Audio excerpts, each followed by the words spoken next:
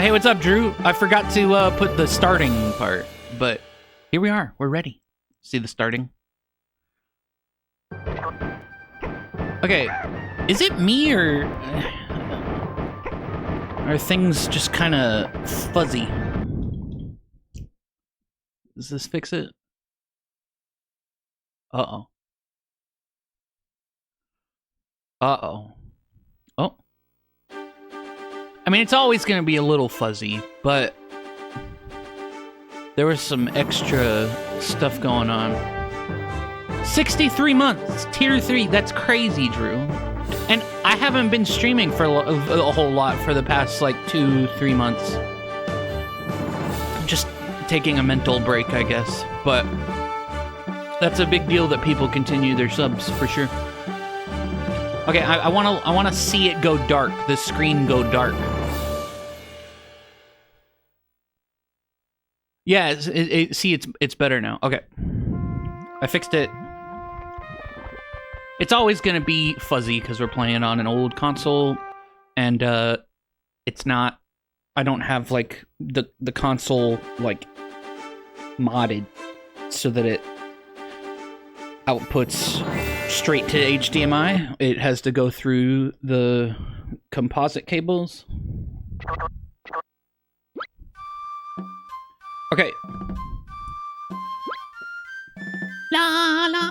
Yeah, I hope all is well, Drew. Good to see you, friendo.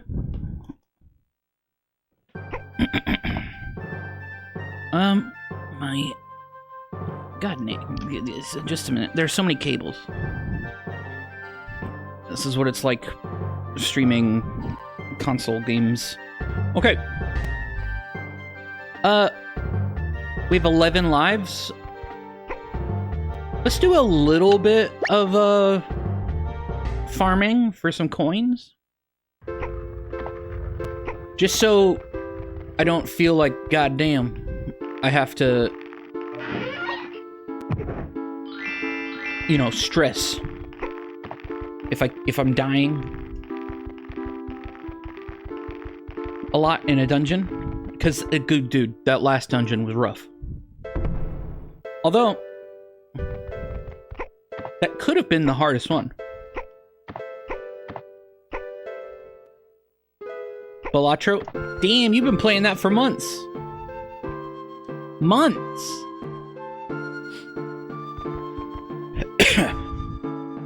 My chest is kind of tight. I need a... I took a...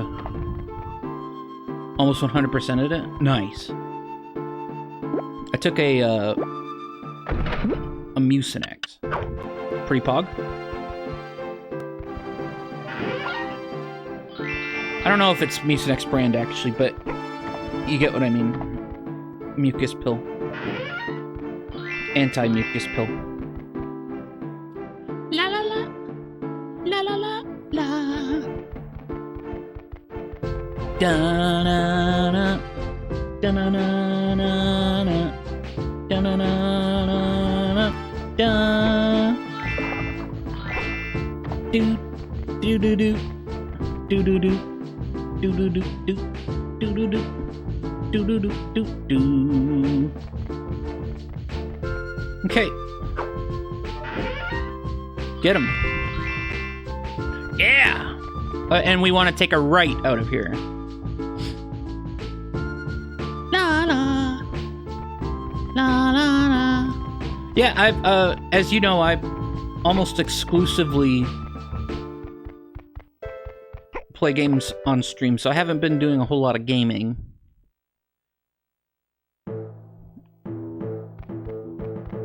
The past few months. But, I've still got it. I've still got it. Look, we're gaming. Okay, we want to save, and then quit. And then reload, and that'll make those coins repopulate.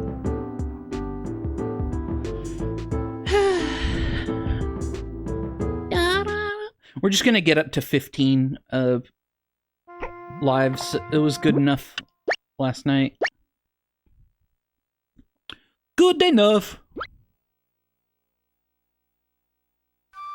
Da da da da da da da da. Ooh, do do do do do. Hell yeah. Do do do do do do do do do boo do do do boo boo do boo do. Okay, onward. Just a little farming. It's no big deal, right?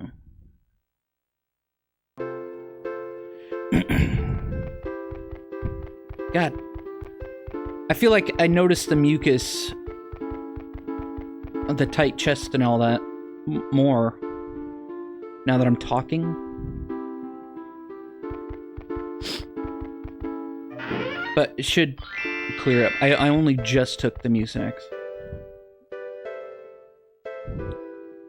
Da-na-na, da-na, la, da-da-da, da-na-da.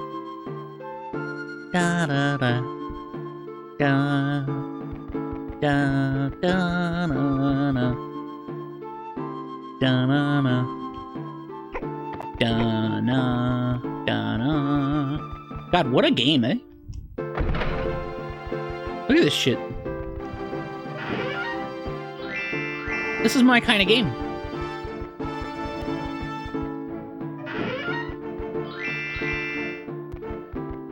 This is before I got into stealth games. This is my kind of game. I mean, I've always had an interest in stealth, but I didn't quite play all the Splinter Cells and the Metal Gears and all that when I was younger.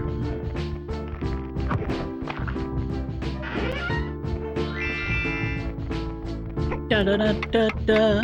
I always had an interest in them, but I was too intent on playing Metal Gear specifically, the games in release order, as I always do. So as a kid, I just put it off, even though my dad had Metal Gear Solid 2. I was like, nope, I'm not playing this until I can play the whole story. That's what we did. That's what we did. Da da da da da da da da da. Onward. Do do do do do. Yeah, I've mainly just been watching, and expanding my list of Israel-Palestine documentaries. I kind of been slacking this year. I think I've only watched one, but I've watched like a total of nearly 280, I think. 275.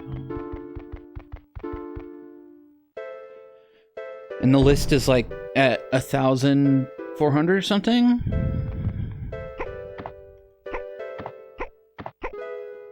1,300? I don't remember. Yeah, there's a lot going on.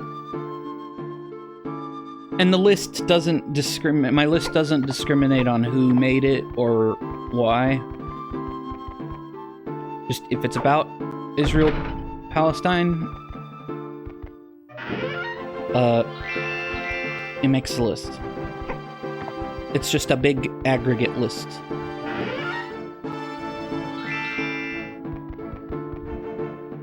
And it's not like about any specific time frame outside of, you know, like the past 120 years or so.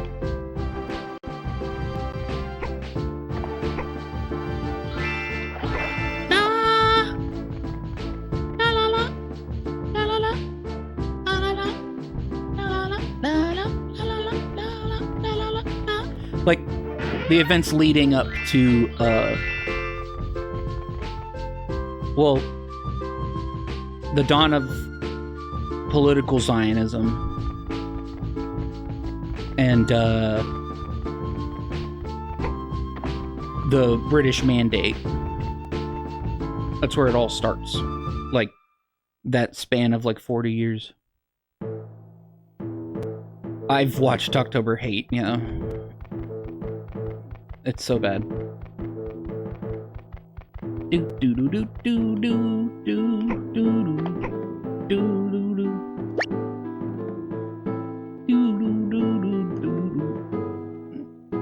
Well, you know, they're pussies. The title is technically October 8th, but then when you actually start up, like the movie, the H and the T and the E are like,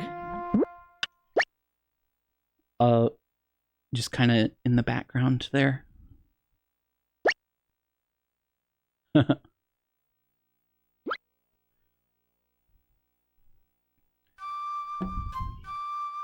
la, la la la la. My idea is the more you watch, the more you can, the more like ammunition and you have to like maybe not ammunition. What the more like references you have to go, oh yeah, this doesn't add up, and oh yeah, this kind of makes sense with the rest of the context. I know, blah blah blah blah blah. Because even the best documentary will never truly capture the actual history. There's just too much going on. Do do do do do. And then most of them are kind of like middle ground, like not trying not to choose a side. Oh my god.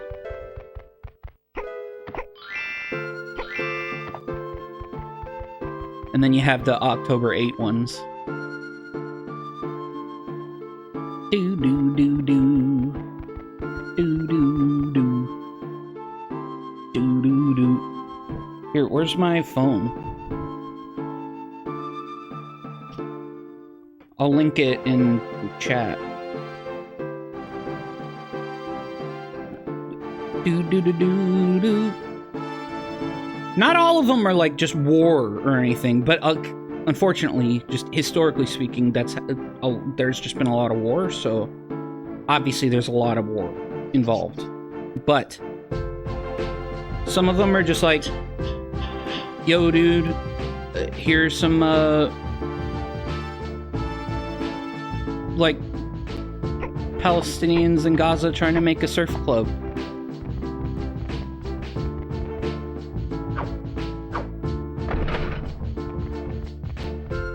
Or like,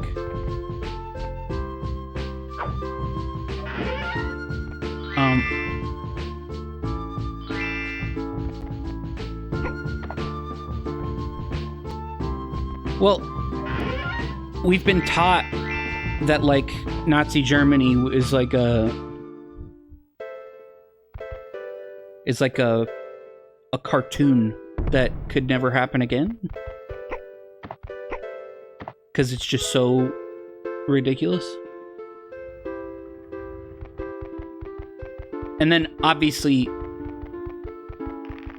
people also go, oh, if it did happen again, obviously it can't be a predominantly Jewish society that does it, right? Because it happened to them. Oh my god. But the whole concept of Zionism in Israel, political Zionism, is based on blood and soil and supremacy. So it's like, what do you expect to happen?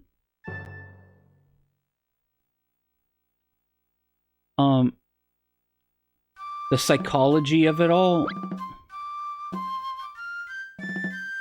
I don't think like anything super specifically, but there's a really, really good one. There's a really, really good one. Here, let me sort by highest rated. My highest rating. That's it. Izkor, Slaves of Memory. Here.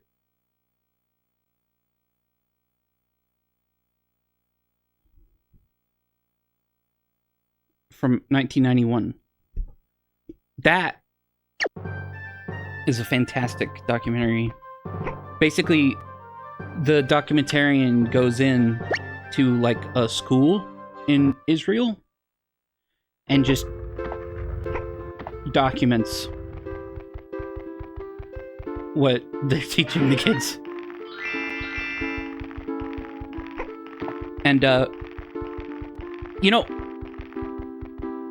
multiple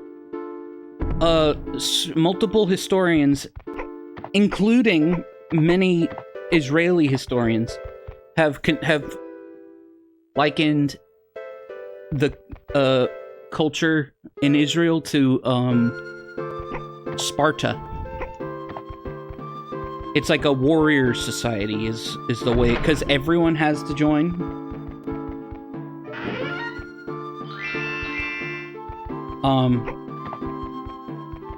And they're raised as children to go, oh, you're gonna join the defense forces, the army, the occupation forces, but they don't call it that, obviously. Ministry of Peace kind of stuff. Right? Double speak. Yeah, there's a whole lot of indoctrination. Yep. Like, oh, those Muslims, and they treat them like they're all Muslims, even though there are a decent number of Christians. They're a huge minority in Palestine, but there are Christians there. Like, for example, Ramallah, I think it's either the most populated or the second most populated. It's at least the de facto capital of Palestine, since Jerusalem is occupied.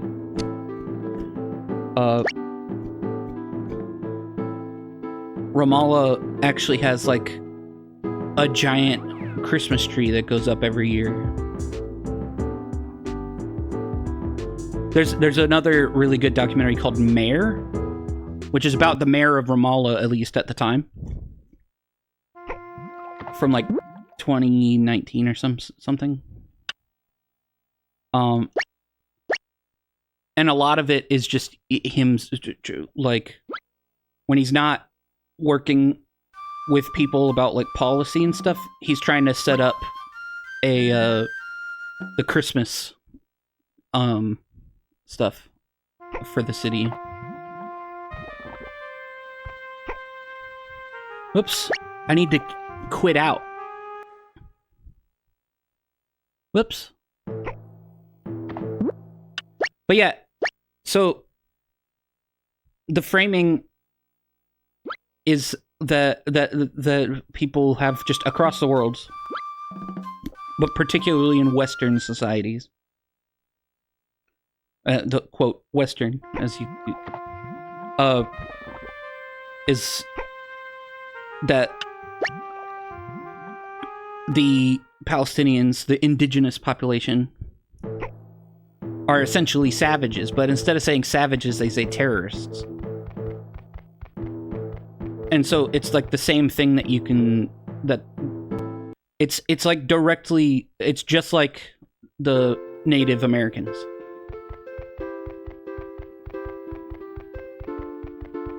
And then also,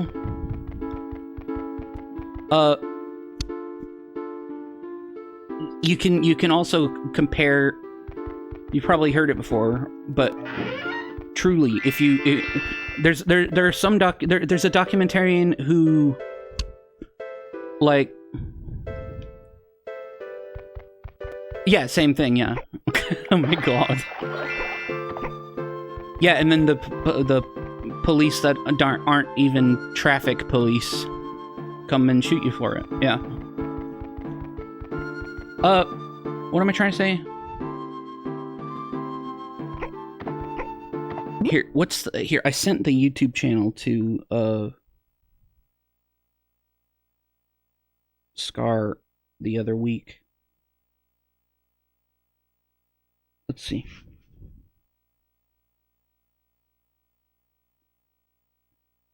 Da da da da da da da da da da. Here. This is a good set of documentaries to watch. One is about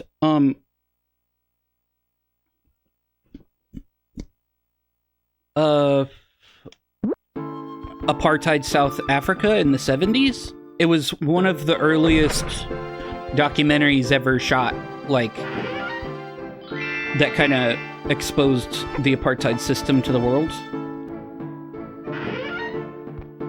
And then that same documentarian went on to make essentially the same documentary, but in Palestine. And so when you watch those two back to back, which ones? What are the names of them?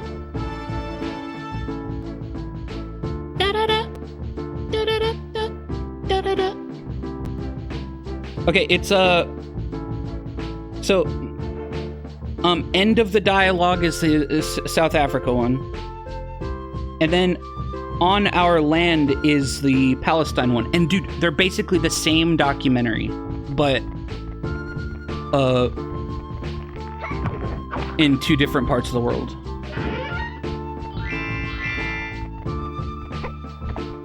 And it's crazy. Just how like exactly the same it is, basically. Because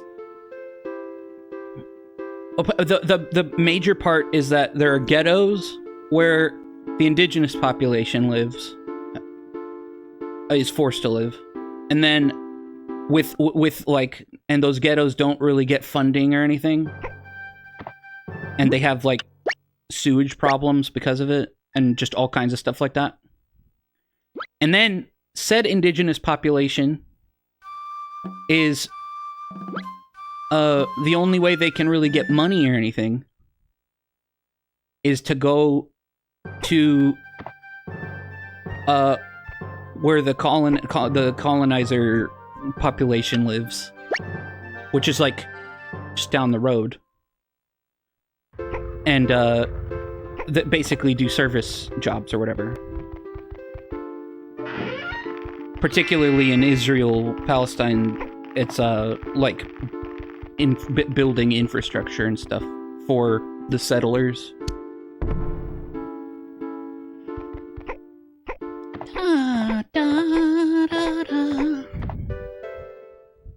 But it's like the same exact shit. It's kind of nuts to watch them back to back.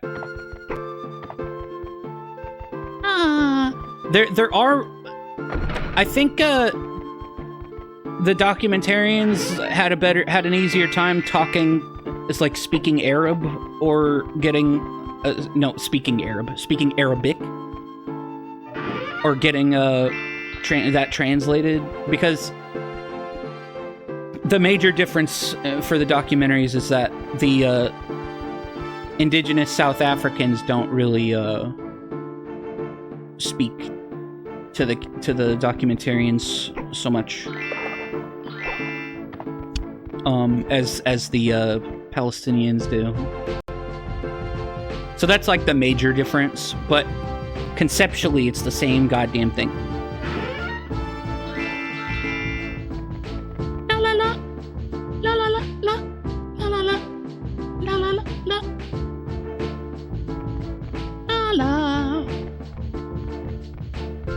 And then, yeah, there's just the general concept that, like,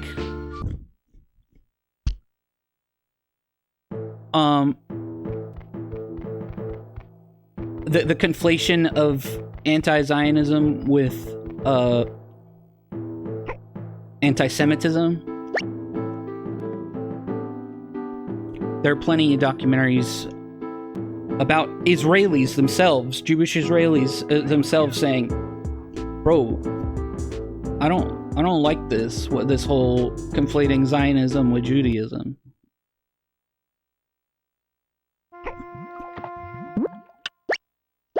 But the propaganda is designed to make it so that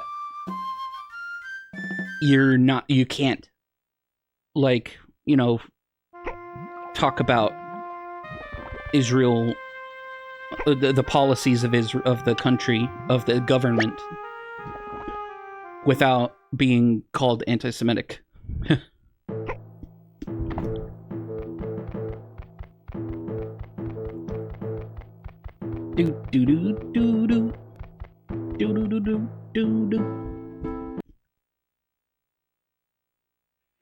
There's one on... Oh, I can also give you a YouTube list that is basically the same list as my Letterboxd list, but it's for YouTube specific.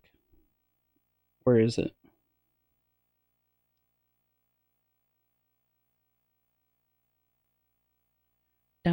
Da-da. And I'm always expanding it. So. Although,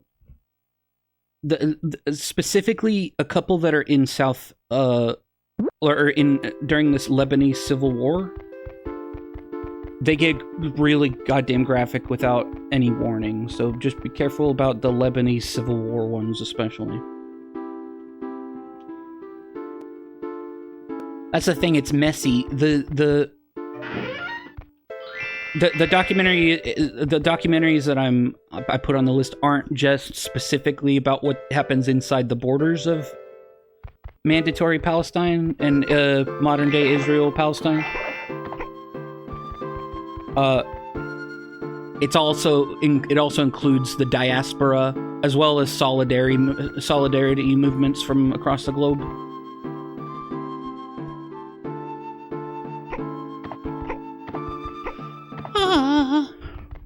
Do do do do do do do do do do do do do do do do.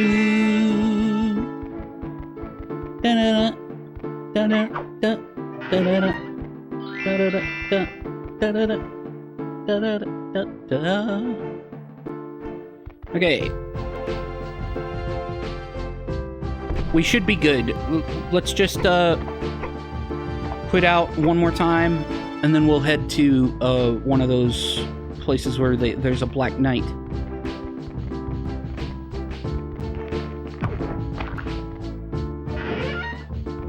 Or a Dark Knight. Actually.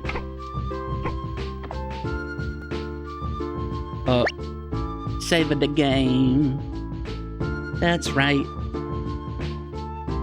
That's right, motherfucker. Yeah.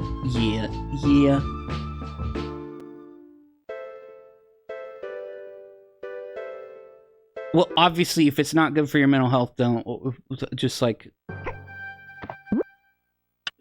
stop.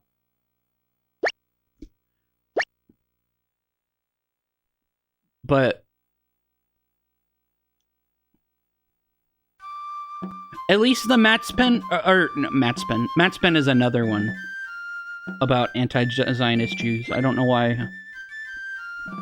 Or Israelis, I should say. Specifically. Israeli Jews. I meant to say the Izkor, the one that I linked before. That's the Izkor Slaves of Memory. That one won't be very graphic and doesn't have to do directly with war. Or genocide or anything like that. Granted, it does talk about what leads to that. What kind of what you were talking about, the mindset of the society and how they're like raised to be warriors and not view Palestinians, the indigenous population, as humans, really.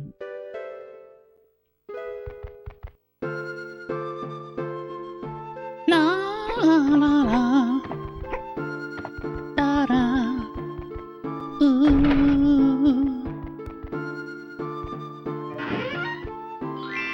ooh, ooh, ooh, ooh, ooh. Unfortunately, there really aren't any like happy ones that I can think of.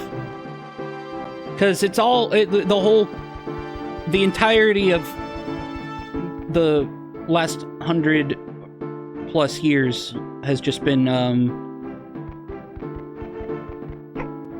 as the Israeli historian Ilan Pappé says, a slow-burning genocide. Ethnic cleansing from the start. Since 1948.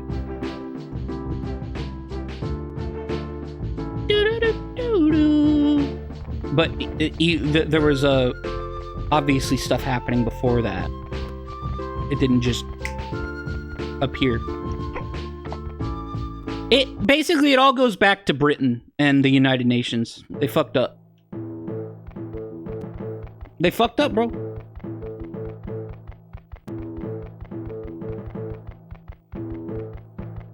They fucked up so bad.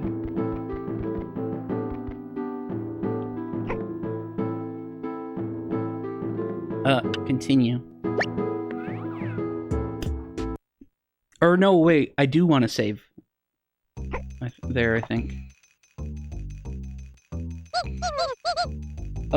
Yeah, no worries, man. Da-na-na-na-na-na-na.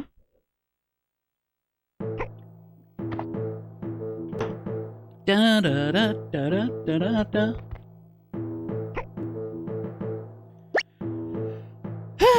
Save the game.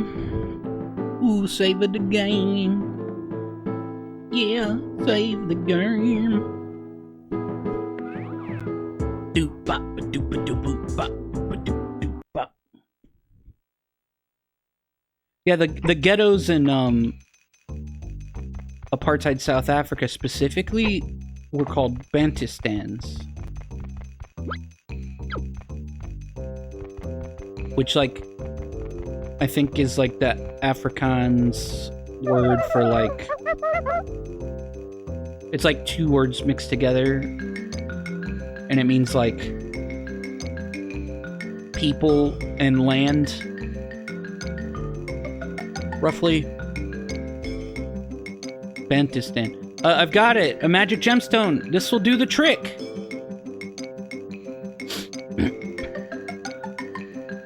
Oh, shit.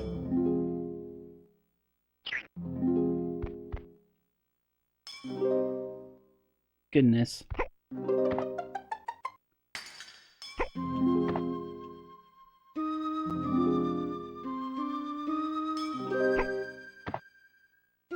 And then in Palestine, if they're not villages that are just historically have been there, they're,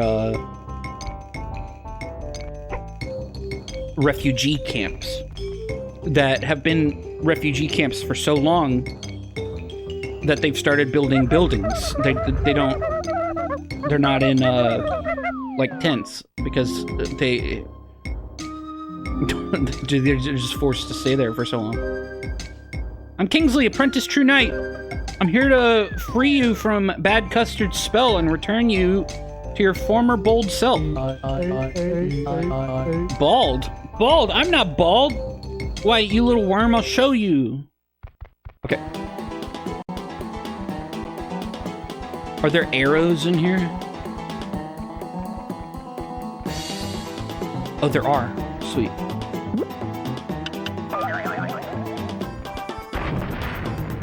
Da da da da da da da. God damn it.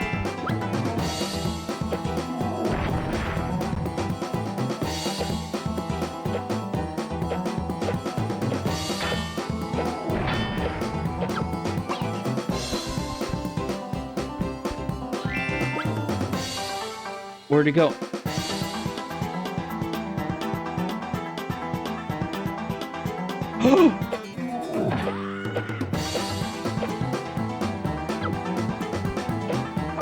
Oh!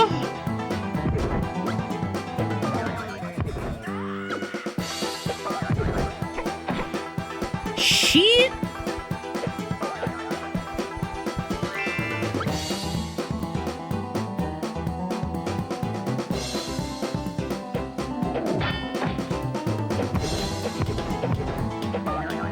Get him.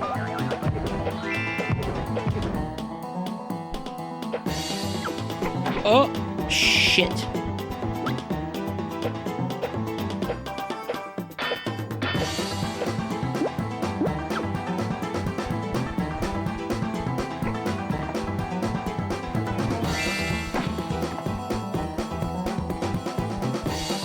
Okay.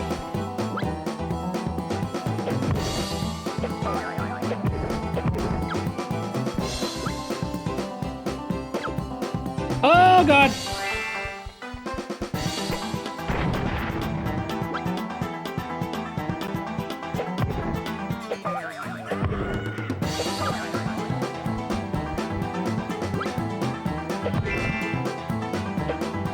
Get him.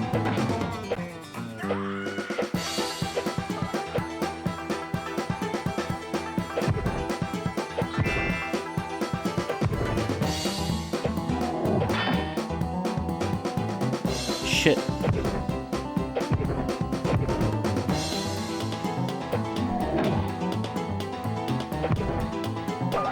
Whoa!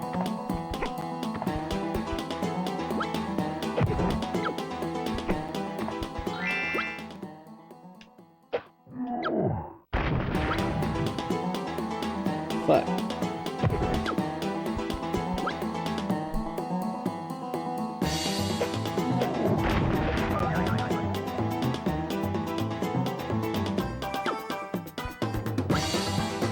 Yeah.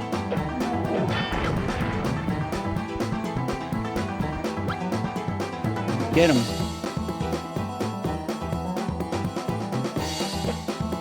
Oh. Yeah.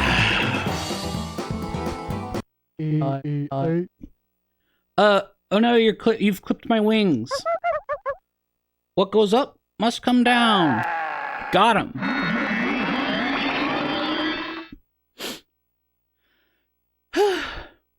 Look, is that like an owl now? No, it's like a foghorn leghorn. What? Sir Gawain. I guess. Kingsley, you're here! So it was all a dream. I thought I'd gone completely bald. I break Custard's magic spell, and all you can worry about is the hair on your head? Whew. I was close. I thought I was going to spend the rest of my life as a bald eagle. So, like, an important thing that I've seen people get confused, because since Gaza is the big news bit,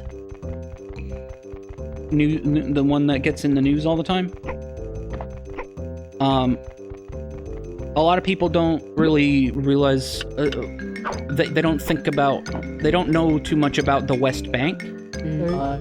It's called the West Bank because it's the West Bank of the River Jordan.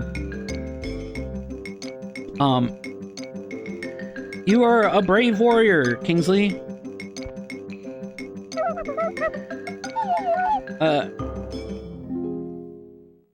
Okay. And, there are differences in how those places, those two parts of Palestine work because of the military control that Israel has over them since 1967. Harry managed to get the cure to everyone pretty quick.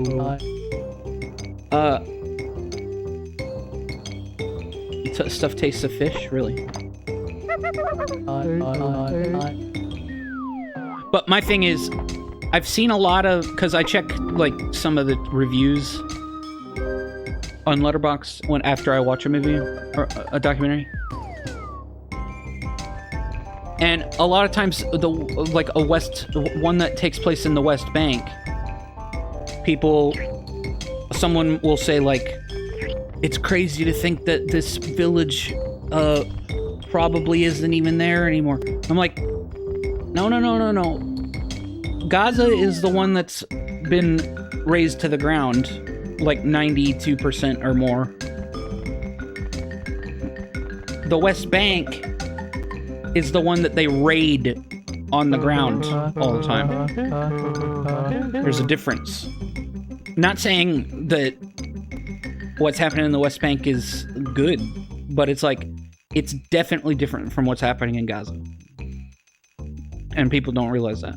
Sorry, no one is allowed into the Abbey. It's actually technically not different to what's happening in Gaza. It's just, it's a larger space and people are more spread out. So it takes more time. And also,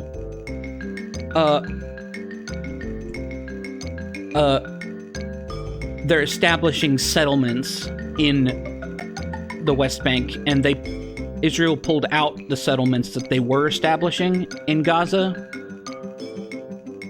Yeah. It after 1967. Here, sorry, no one is allowed into the Abbey because the monks are busy making a fresh batch of root beer. Oh, okay.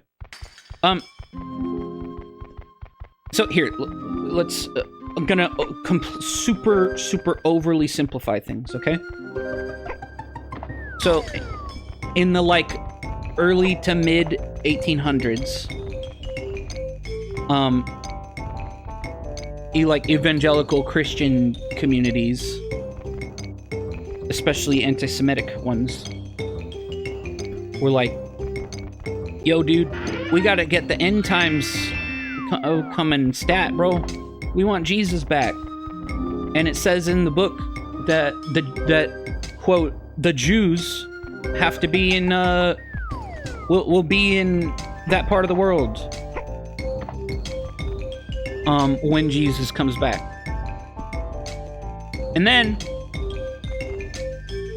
over time, as anti-Semitism did grow, particularly in Europe, European Jews, secular Jews primarily, actually, ones that didn't even believe in God, were like, yo, dude, let's take this Zionism thing and make it political, baby. And so that's where political Zionism kind of came from. Not kinda, did come from. And they're like, yo, dude, we need to go to, we need to have all the Jews in the world go to Palestine.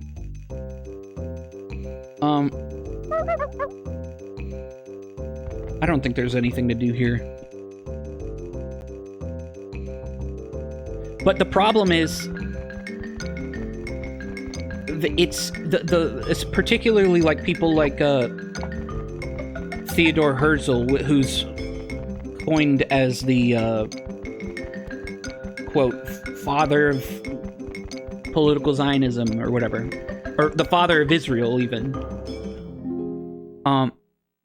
In his writings, there's one called the Jewish State, or Der Judenstaat, or whatever. He specifically lays out how and says that, like, anti-Semites of the world will be Zionists' their greatest ally, because it'll encourage Jews who are living,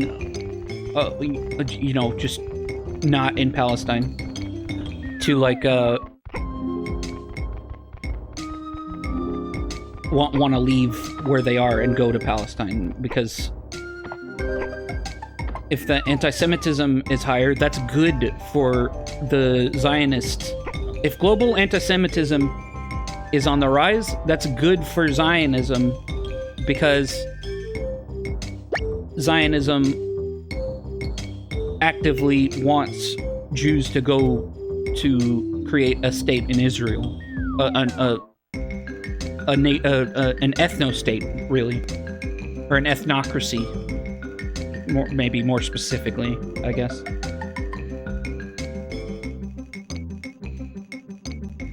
Yeah, and like they just say it just out loud like that in that book, and also in his diary writings. There's a lot of that too.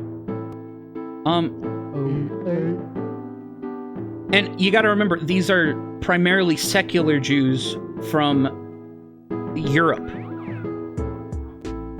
Political Zionism was a secular concept that arose in Europe. And so, here, Kingsley, I was just thinking, now I'm free of that evil spell, I might treat myself to a new haircut. Sweet. So,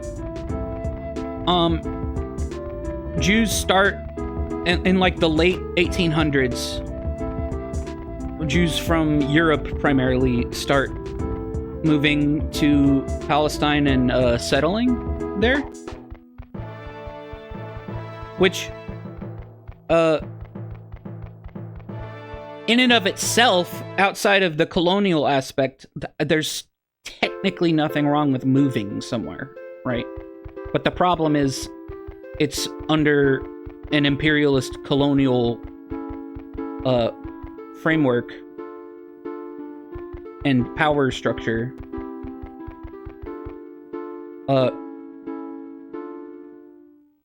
But, well, not quite yet, because who's all going to Somalia? But, see, at that time, it was still the Ottoman Empire that Palestine, what we would call Palestine now, is in. Up until that time, I think it was more like historically speaking, that part of the world was called, like, Syria, Palestina, or something. Like, under the Roman Empire. But also, Palestine isn't really, the P in in Palestine is a Western concept, because in Arabic there is no P sound, so they actually call it Palestine.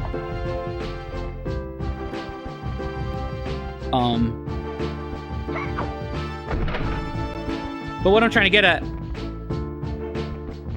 is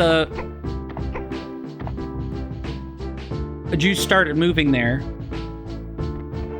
but then specifically after World War I,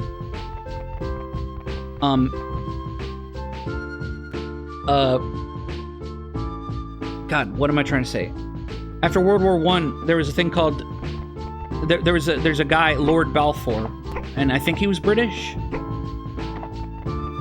and he basically pens a note to, I forget to whom, god damn it. It's like to the leaders of Britain or whatever. And they're like, he's like, yo dude, we want to make a Jewish homeland in the what at the time was called Mandatory Palestine. If you don't know, or Mandatory Palestine, I don't know how they pronounce it. I'm just gonna say Mandatory Palestine though, okay? So if you don't know what a mandate is in this context, it's after World War I, with when France and Britain defeated the Ottoman Empire, they were like, yo dude, let's divvy up this land, baby. But they wanted to like draw lines on the map, arbitrarily of course, but draw lines on the map where they were saying basically that there's enough population within these lines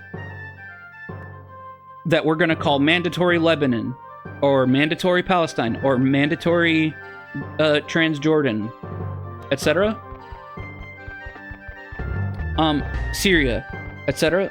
They were like, basically the point of the mandate was to say, oh, there's enough of a population living here already to like be their own nation state. Because see, nationalism or nation states were like all the rage at this time. Everybody and their mom wanted their own nation state.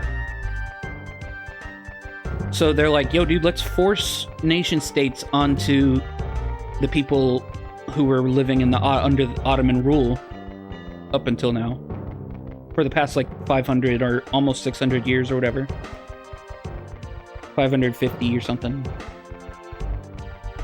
Let's impose nation states on them and draw arbitrary lines between communities to where people who are now being forced to be called Palestinians and Lebanese can be family members, but now they're living in different, quote, countries.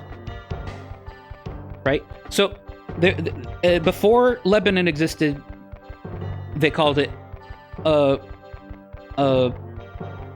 Mandatory Lebanon. And the mandate was just basically supposed to be a grace period between World War I, the occupation of the French and British occupation of the Ottoman, what was the Ottoman Empire. And during the mandates, that's when they're setting up the infrastructure to have self-governance in those places, right? Well, like I said, there was mandatory Lebanon, mandatory Syria, mandatory Transjordan, mandatory Palestine, right? All of those, and there might have been one or two more, I forget. Because, see, I get kind of confused in the Iran and Iraq part of the things. I don't remember what all was going on, the borders and changing borders and stuff. But where am I going? All of, as we now know, there's a country called Lebanon. There's a country called Jordan. There's a country called Syria. But there was no country called Palestine because Lord Balfour and the broader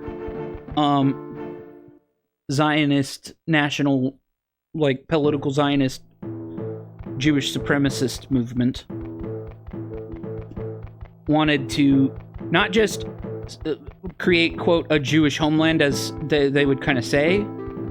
They wanted to make a Jewish state where it's like just for Jews. Not like, oh, Jews are going to go to Palestine and they need to be part of the community there. No. They need to have a power structure where the Jews have more rights than the people there, and potentially, if as they would use the word transfer, if transfer was necessary, would happen. Granted, technically, in early Zionist writings, they would say, like, no harm should come to the indigenous population, but as time passes, especially like I think he was the first president of Israel, Chaim Weizmann, I think, or prime minister, I forget. He said explicitly that hey, what's up, Zep? That the, quote, Arabs, or as we would call them, Palestinians now,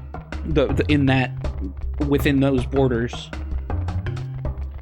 they're akin to the rocks on hills that need to be overcome. That's like a not verbatim direct quote, but it's close to verbatim.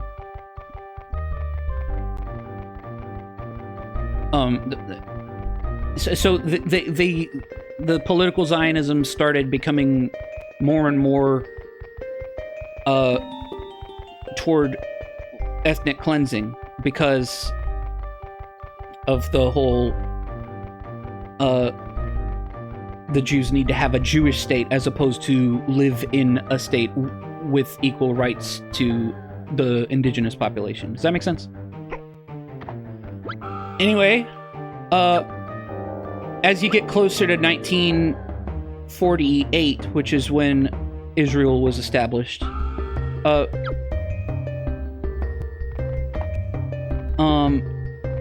Britain eventually hands over power to the United Nations because things are just going down.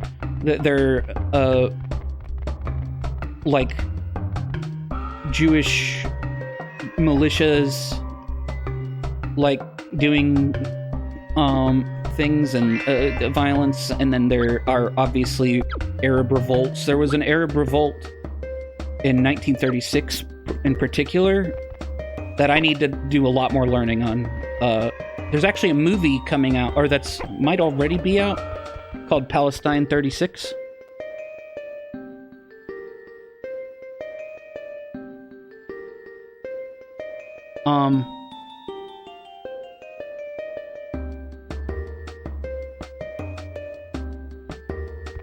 Palestine 36, where they were revolting against primarily the British occupation.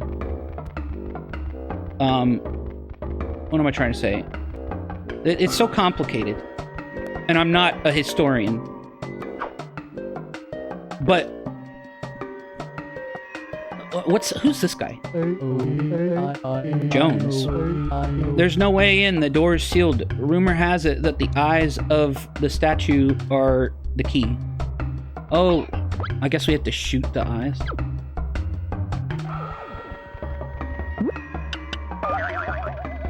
Look, I have a yellow bolt.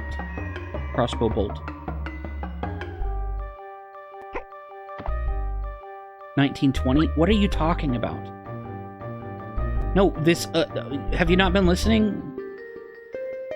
It, explicitly started in 1917 with the Balfour Declaration.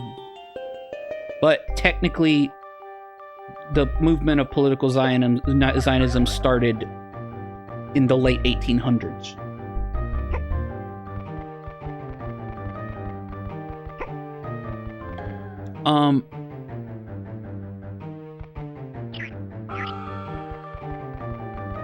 But I'm lost on where I was, damn it.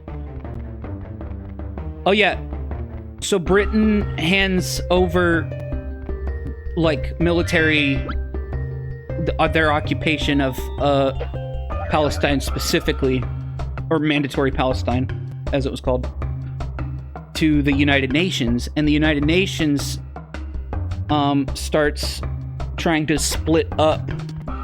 They start trying to draw on maps where they'll make a two-state solution to Mandatory Palestine, where part of what was Mandatory Palestine will be a Jewish state, and the other part will be a Palestinian state.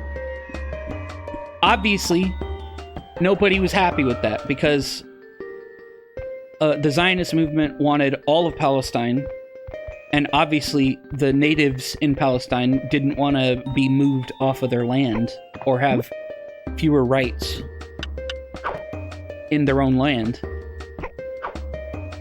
So nobody was happy with any of that. And that's basically what ended up in again, I'm way super oversimplifying things. But that's basically what ended up causing as Israelis call it, the fight for independence, and as the Palestinians call it, the Nakba. And Nakba means catastrophe or disaster, basically. Because after... Oh, do I push this, do you think? Yeah. After that war in 1948, Israel is established, and I think it's roughly 750,000 or so Palestinians are forced off of their land. Whether either they're physically forced and put on buses, they were white buses, I'm pretty sure, that people said historically, or they left because of the war was happening and they were planning on coming back to their houses afterward, but then they couldn't.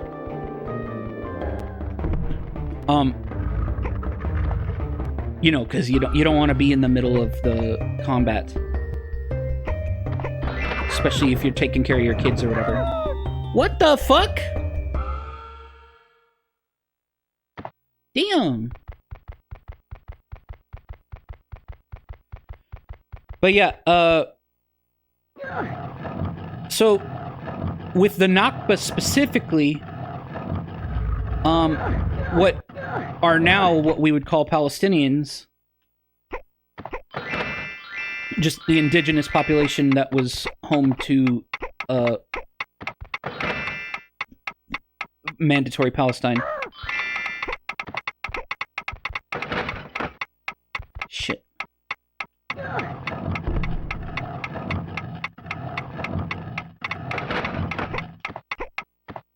Ah, fuck me. Dude, these bees suck. Okay. They're expelled from what is now the borders of Israel at the time, which is going to constantly change for the next while.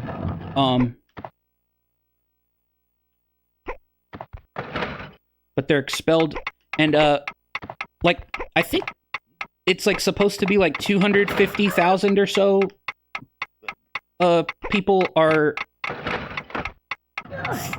go to what we would now call the Gaza Strip,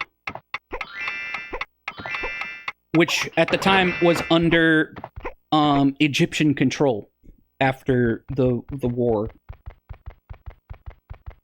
So actually, Gaza used to be part of Egypt because of at least when it comes to boundaries on a map. And then the part of Israel Palestine that we would call the West Bank is under Jordanian control. Right? And a lot of the Palestinians that lived in what became Israel at the time went there as well. And then some went to Lebanon, some went to Syria, etc. And, you know, at the time they were just living in tents. They were literally refugee camps. Ho ho ho! Poor Kingsley, you've worked so hard to get this far. Such a shame that it must all come to an end here.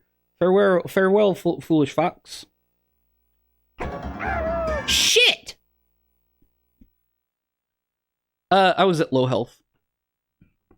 And then, not gonna lie, between 1948 and 1967, that's probably my least where I know the least about most things. I mean, I don't know. I need to do a lot more learning about every aspect of all of this. But I think between 1948 and 1967, that's where I know the least. So again, we're just going to super overly simplify. There are no like major border changes between 1948 and 1967, at least. Major. So, right now, I'll just skip to 1967. Just remember, that's like nearly 20 years that we're skipping, so stuff was obviously happening. But in 1967,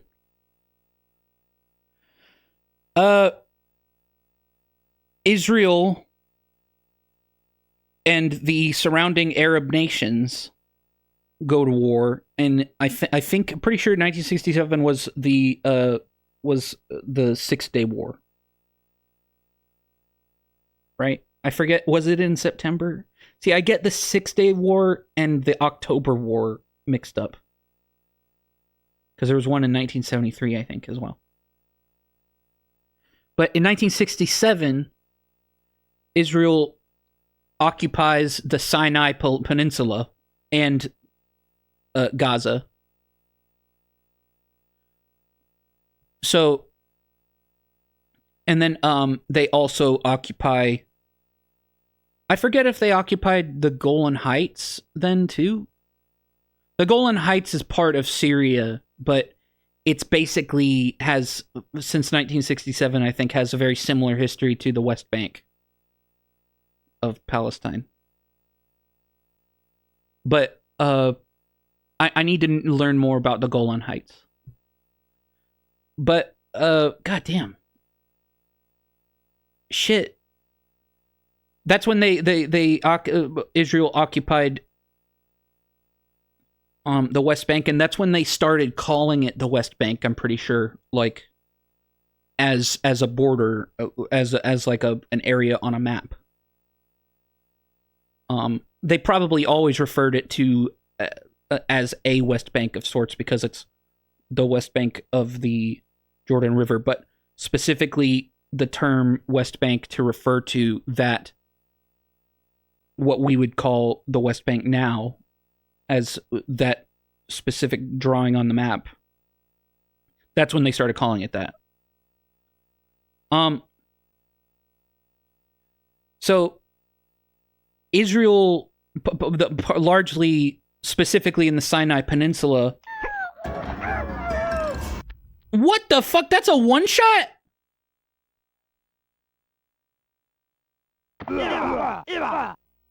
They went to the Sinai Peninsula because there was a lot of oil there.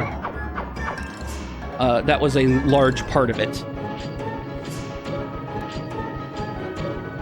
But also, this is when I think I need to do more research into it. There are parties in Israel, specifically, I don't know when the Likud party came into power, but there are other parties very similar to the Likud party, where they were coming up with a concept called we would call revisionist Zionism. And that is an exceedingly expansionist version of political Zionism, where they believe in the concept of Greater Israel, which I always thought was an anti-Semitic conspiracy theory.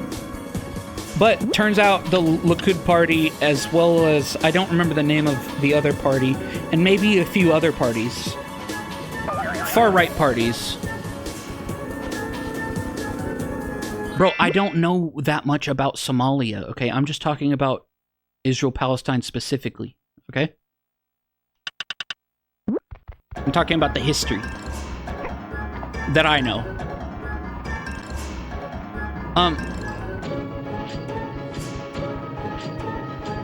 I need to learn more about the USS Liberty too. I know about it, but I don't know specifically, I don't know specifics. Shit.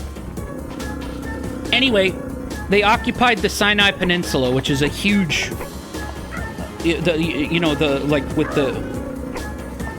the Suez Canal and all that. Huge part of Egypt, section of Egypt. And then in the 1973 war, they backed out of the Sinai Peninsula.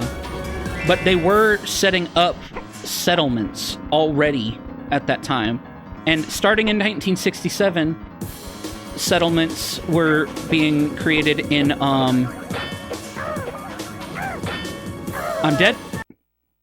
Oh, I had the wrong thing out. I had the wrong weapon out. Yeah. God damn. Let's just skip to 1973.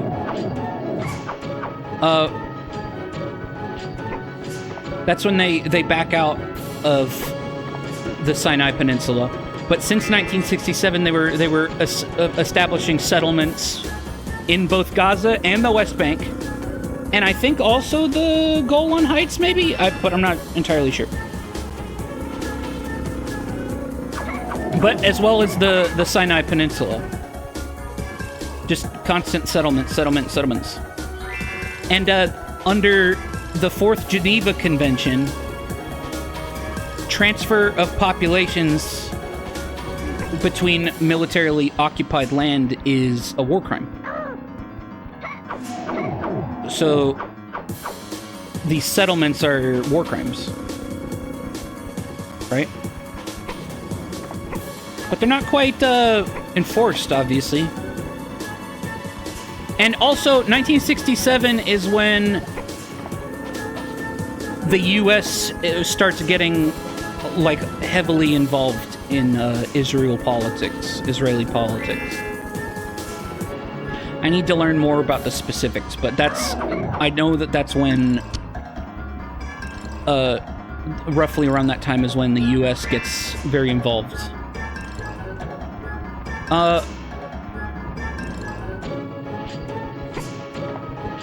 Anyway, Then, around after 1967 is when, see, up until 1967, Palestinians from the diaspora or living in Gaza and the West Bank, or even a few Palestinians, particularly Palestinian Jews, who, like, you know, are natives to the land but also were Jewish. A very, an incredibly small minority, but they were there. So, and some Christians as well. They were allowed to stay in what we would call Israel now. That part of Palestine. Fuck. It's hard to get through all this very eloquently while I'm playing, but that's okay. Some of them were able to stay after 1948 within the borders of Israel. But those people, just all Palestinians, were hoping they could rely on the surrounding countries that were part of the Ottoman Empire to help them liberate the people and get like equal rights in Palestine and establish a Palestinian state or whatever. See, some people wanted a Palestinian state, some people wanted a democratic state where everybody can live there. Some people blah blah blah blah blah blah, etc. What do you mean by mistakes? The whole thing, as I said, everything that we know about Israel-Palestine now is all because of Britain and the United Nations. They fucked up. But what I'm trying to say is, around after 1967, the Palestinians that thought from the diaspora and within the borders of Israel and within Gaza and the West Bank started seeing that these Arab countries, as we would call them, I guess, aren't actually going to help them to liberate their people. And another thing that's important is the after 1948, the United Nations also said that I forget which resolution it was, 120 or something like that. I forget. Number could be way off. There was a resolution in the United Nations that established the right of return for Palestinians who were forced to leave their homes either due to war or physically actually moved. So anybody in those refugee camps in any of those surrounding countries or the West Bank or Gaza has the right to return, as well as their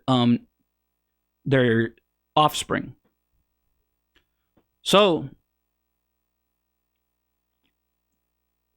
that's a large reason why there's such a movement throughout the modern history for all of these the Palestinian community to, even though they're all spread out, to want to work together to return to Palestine.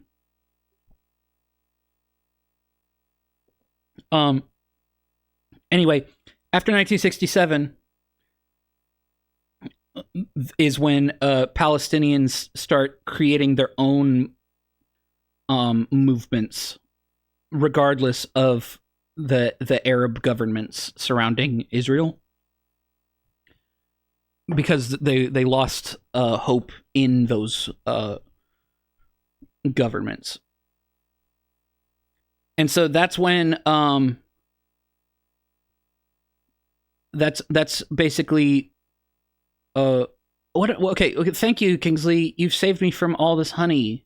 I'm sick of all this stuff. No problem. Now let's get out of here. Sweet. Okay, So then there are wars, and part of the Lebanese civil war is one of the major parts of the South Lebanon specifically is where a lot of Palestinians were living in refugee camps, and a lot of them were becoming very militant at this time.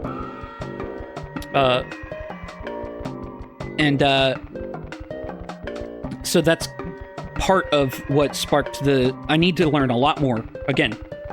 But that's a huge part of what sparked the Lebanese civil war, because there were Christians in more toward the north of Lebanon, and I think though there were Christian Palestinians, there were mostly Muslim Palestinians living in the refugee camps and stuff.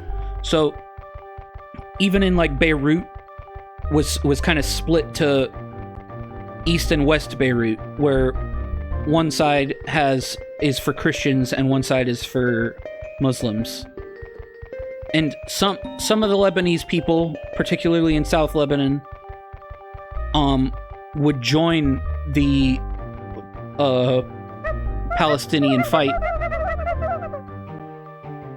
And basically, Israel was working with the Lebanese government or whatever. Again, I need to learn a lot more, and I don't know all my terms. What do I do with the gemstone? Or the beer monks live? The only way to get the... Yeah. Okay. Basically, they were working with the Lebanese government, Israel was, and they ended up going all the way up to Beirut, maybe even farther, and invading and occupying South Lebanon. And creating, like, prison camps and, blah, blah, blah, blah, blah. And then, of course, I'm skipping over so many goddamn things, but once we get into the early to mid-'80s is when something called the, Intifada, or as we would call it now, the First Intifada, arose. Now, Intifada is an Arabic term that means, like, uprising, basically. Yo, what's up? Oh. It's so nice to be back in the castle grounds. I was worried I'd be staring at honeycomb walls for the rest of my days. Now, oh yeah, here's the thing. The main leader of the Palestinian movement, or the Palestinian militant movement, was Yasser Arafat. You might recognize that name because he's just such an important figure, influential, I guess, figure in that. And he eventually becomes, spoiler alert, the first president and only president of Palestine. But that's when they would he was like based in Beirut. Well, he was in Jordan at first, and would cross the River Jordan into the West Bank during the early days. But then I forget what all led to it, but eventually he was based in Beirut. And then from Beirut, he and the Palestinian militant groups or whatever are basically, they get on a big boat and they go to Tunisia. Is Tunisia's in Morocco, right? Or is it someone? I forget what the city's called, but they go to Morocco. Now, while they're in Morocco, they're ostensibly supposed to be the leaders of the Palestinian, like, national movement, right? Well, while they're there, primarily in Gaza, but also the West Bank. There's a pretty grassroots movement of people, and they would like make, they would pass out like little flyers to everybody secretly. The Palestinian, the natives in Gaza, and, well, not just the natives, the refugees as well, and the West Bank, and they would basically, the plan was to do the thing called the Intifada, the uprising, a form, an attempt at a revolution, kind of. I've got these magic boots. I know I can do it now. Whoa. Sweet. And the intent of the first Intifada, at the time just called the Intifada, was to have a more or less peaceful, unarmed revolution. Obviously there was violence. I'm not trying to make it sound like, oh, the Intifada was super peaceful. But especially when we get to the second Intifada, the first Intifada was actually very peaceful in comparison. In context. But, see, the, Judas, oh my god. Kingsley, the little apprentice knight. Ho ho ho. You do not scare me, Judas. I will fight you and defeat you like I did Snuff. Well, I hope you enjoyed your battle with that weakling dragon. I guarantee you will not enjoy this fight. Oh god.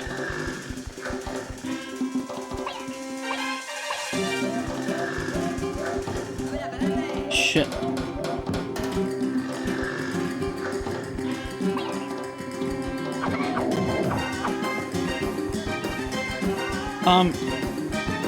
Is he supposed to, like, ram into these?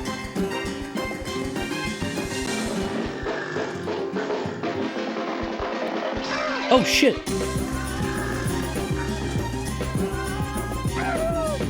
Damn it. At least we don't have to, like, go through a really long dungeon like last night.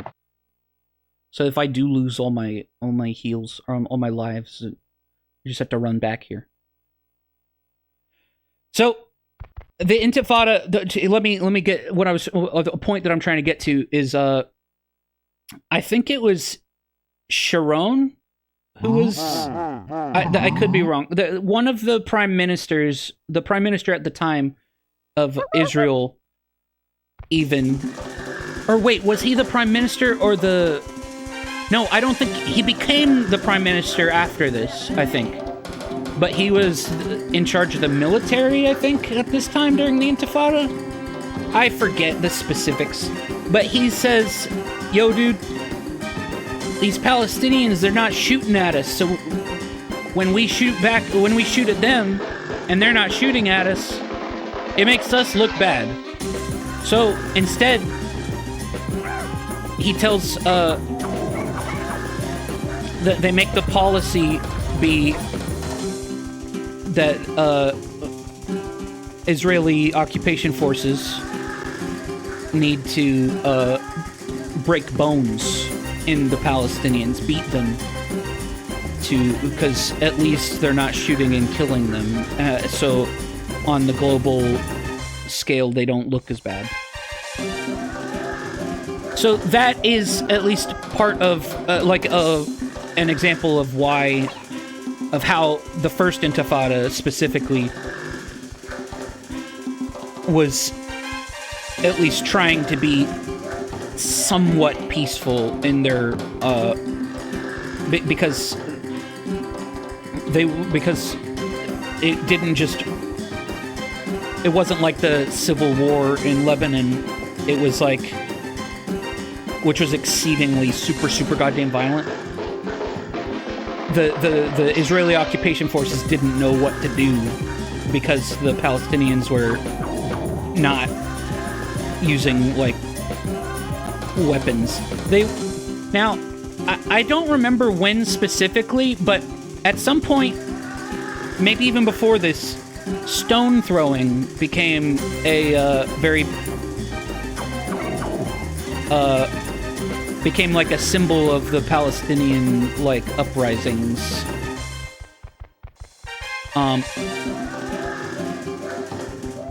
So that was like typically the most violent thing that people would do, was just throw stones. But again, you have to compare the stone throwing to Israel, which has like F-16s and tanks and heavily armed soldiers and stuff. So it's like the stone throwing is more symbolic than anything in that context. But anyway, technically, I'm pretty sure the Lebanese Civil War is still going on up until like 1985 or some shit. And I don't remember the years, but the what's it called? The first Intifada like starts in the early to mid 80s and ends like in the 90s or some shit. No, actually, I think the first Intifada starts in the late 80s, mid to late 80s, and ends in the early 90s. And the Intifada is one of the main things that led to something called, there were the Camp David Accords, and then there were also the Oslo Accords. I kind of get them a little bit mixed up, to be honest. But like Camp David is when Yasser Arafat and not Itzhak Rabin, someone else, Ehud Barak, I think it was, and Bill Clinton, no, it wasn't Bill Clinton. It was it Bill Clinton? Shit. No, yeah, I think it was Bill Clinton. I don't remember. Jimmy Carter was also involved in some of this stuff at some point. Honestly, I kind of forget. Oh wait, so Lincoln, Johnson, Grant, Hayes, Garfield, Arthur, Cleveland, Harrison, Cleveland, McKinley, Roosevelt, Taft, Coolidge, Harding. Wait, shit. Roosevelt, Taft. Fuck, who comes after Taft? Ah, my brain is not doing well. Fuck. Anyway, point is, a U.S. president. So Carter comes after Taft. Is it Carter Hayes? Oh my god. I don't know why my brain is so fucked right now. Point is, it doesn't really matter. A U.S. president, Yasser Arafat, the leader of the Palestinian resistance and nationalist militant movements, and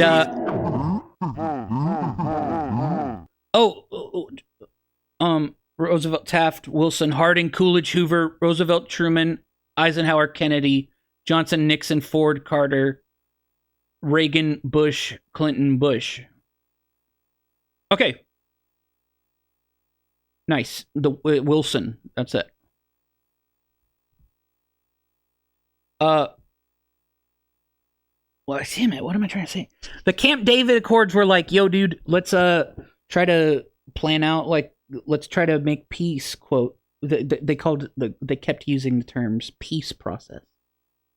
But that's really, you should really just call it the so-called peace process, because it wasn't, it was really just trying to get more land for Israel, really, is it? I need to remember. I don't remember enough about the Camp David Accords specifically, so let's just go to the Oslo Accords, because the Oslo Accords, this definitely was Clinton and then it was was it Sharon? I'm pretty sure it was the guy who created the policy of breaking bones during the Intifada. He and Arafat have a famous handshake on the lawn of the White House, which cements a thing called the Oslo Accords, which was like was framed as setting up a Palestinian state, self-governing state, but what it really was just planting more seeds for Israel to take even more control over Gaza and the West Bank specifically. Now, it's kind of hard to do without a map, but the in the West Bank specifically, yeah, Rabin, that's it. Itzhak Rabin. Damn it, who's Sharon then? I need to remember his face. It doesn't matter. Okay, right now at least.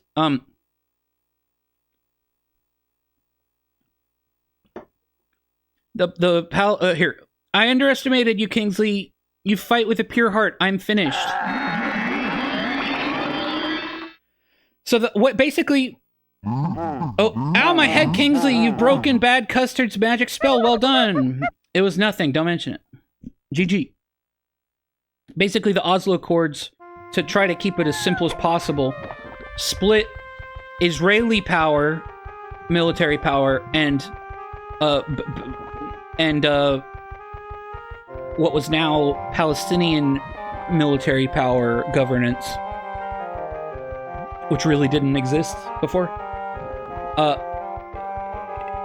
over primarily the West Bank. I don't remember specifically the map in Gaza, because it doesn't matter after a certain point.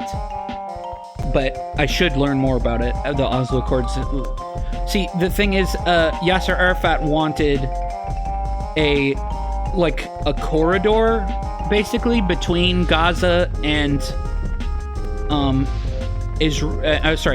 the West Bank that was under Palestinian control. They never got that. And and then both Israel and the Palestinians wanted, the Palestinian nationalist movement wanted Jerusalem to be the capital for both of their governance. But specifically in the West Bank was split into areas A, B, and C. So area C, if I have it correct, I'm pretty sure it's Area C. Area C is under complete Israeli military control. Area B is under mixed control between the Israeli occupation forces and the Palestinian nationalist movements or whatever, or what was actually supposed to be a Palestinian government.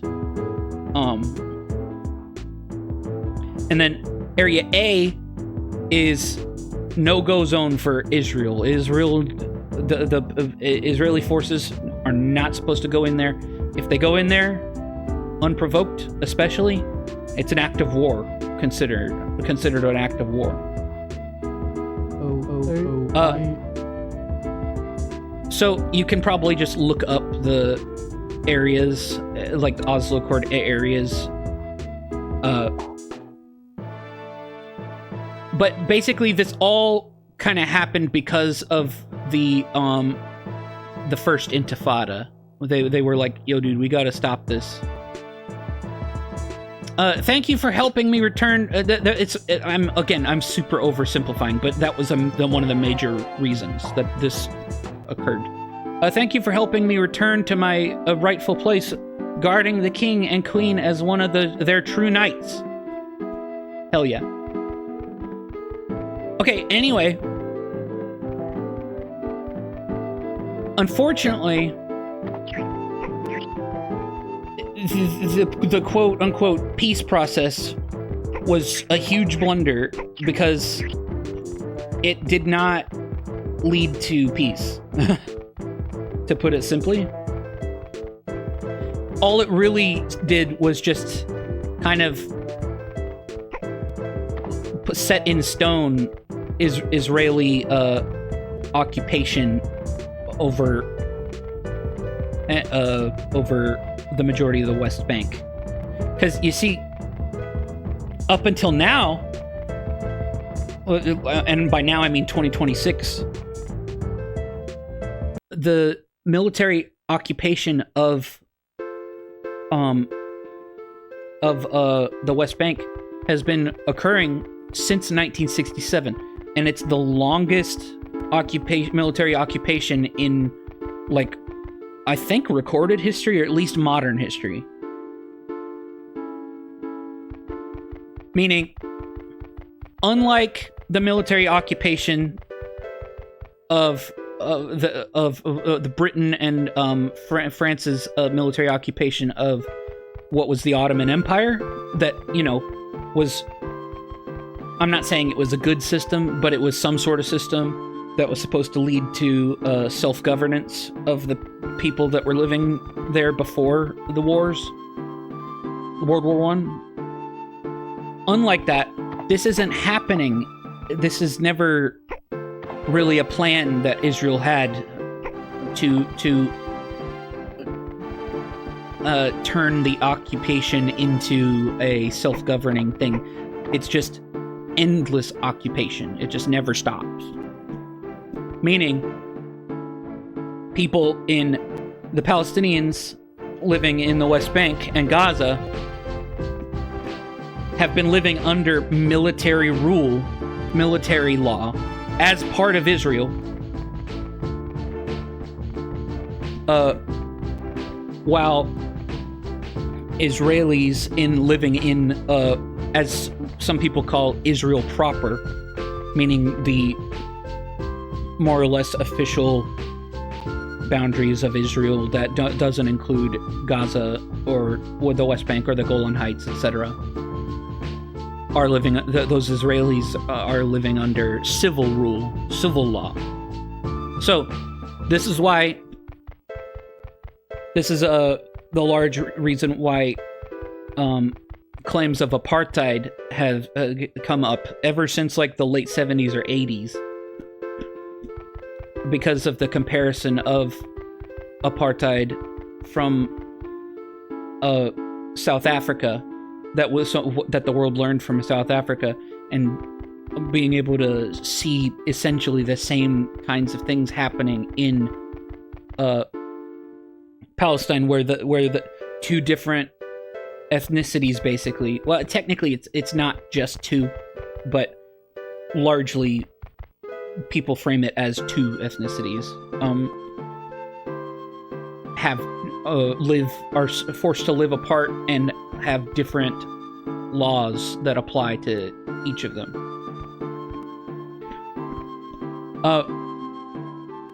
And so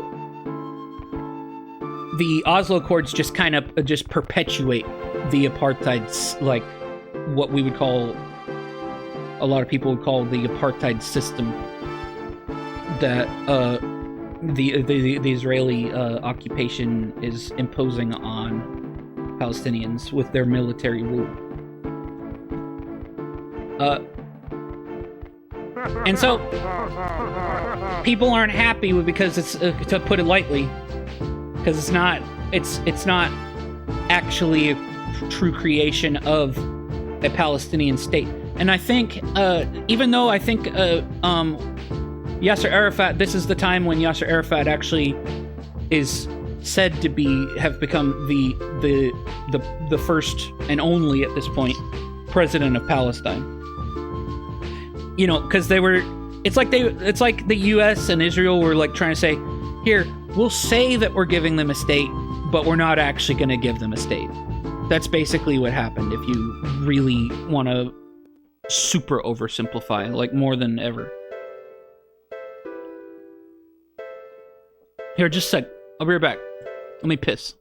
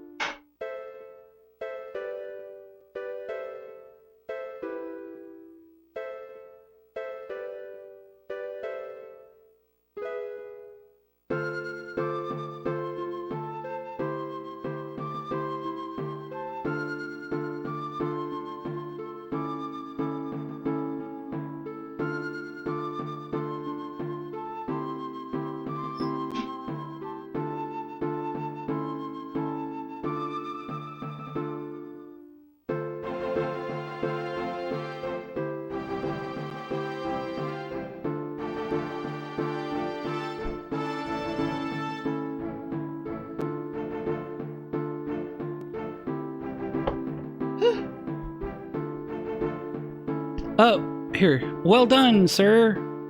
Kingsley. You've freed all the true knights. Go to Skull Island through the fox... Ooh! Is King Kong gonna be there? Through the foxhole in Carrot Castle grounds. You must defeat Bad Custard and reclaim the magic book. Yahoo! I'm off now. Wish me luck. Good luck. Okay. So, literally like a day, not even, like, I think it was like literally like a day or two, not even two, after the signing of the Oslo Accords, Yitzhak Rabin is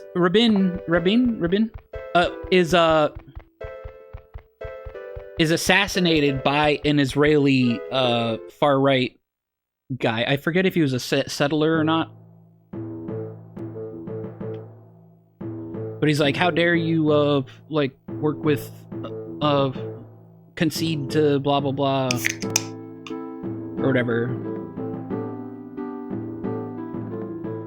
So that fucks some things up. Even though things were already fucked up.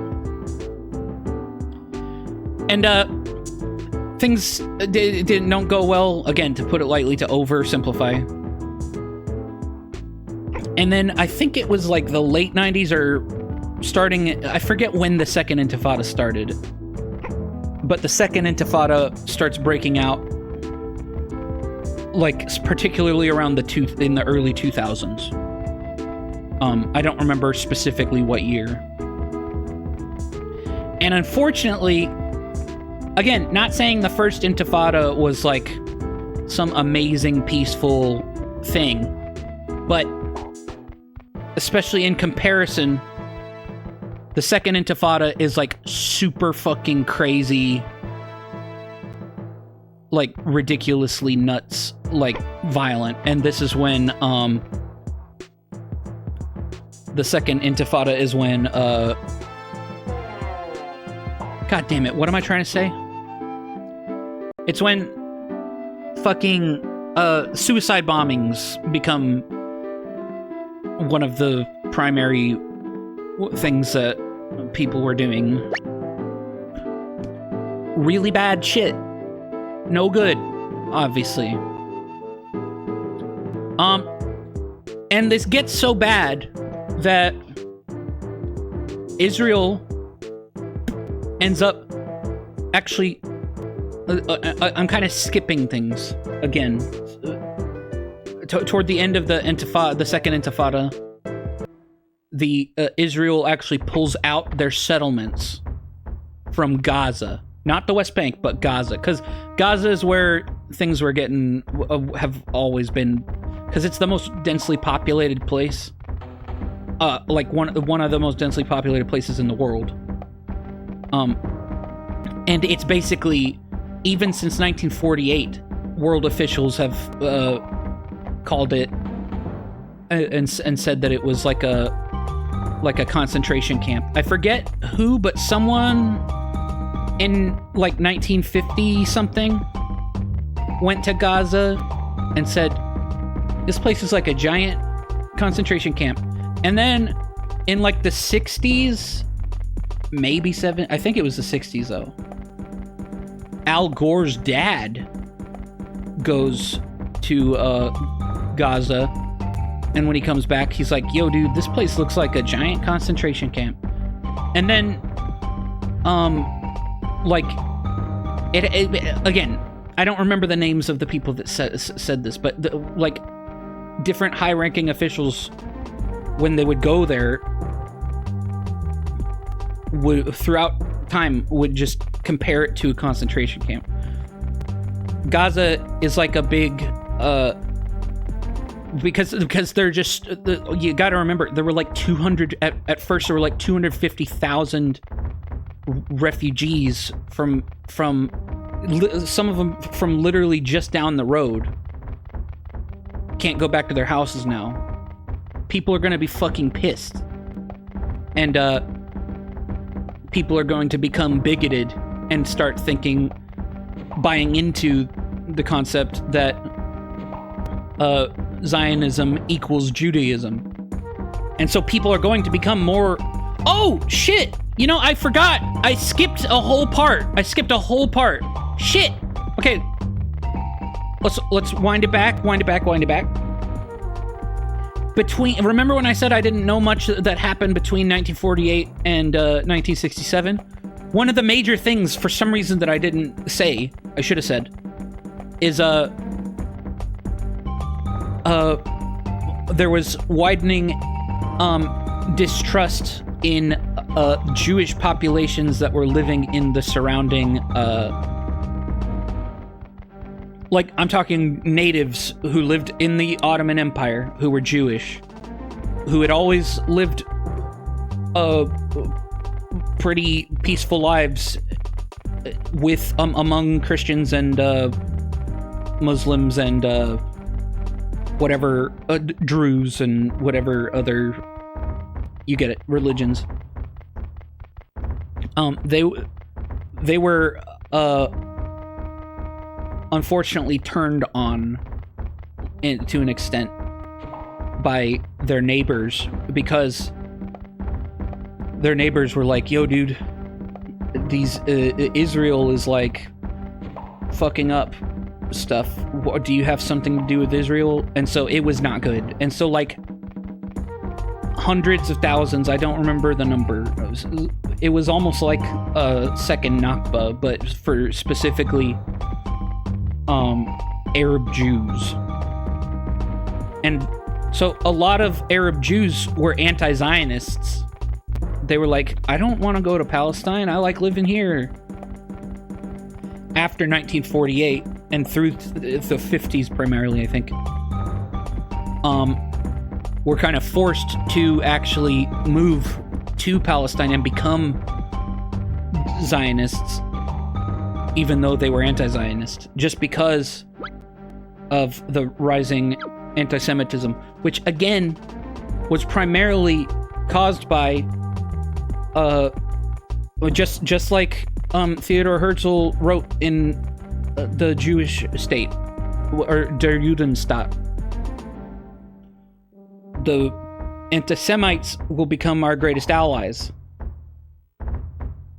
And so that's what happened, because anti-Semitism was rising because of the actions of Israel, and Jews who were living in parts of what used to be the Ottoman Empire, Arab Jews, were forced to move to Israel.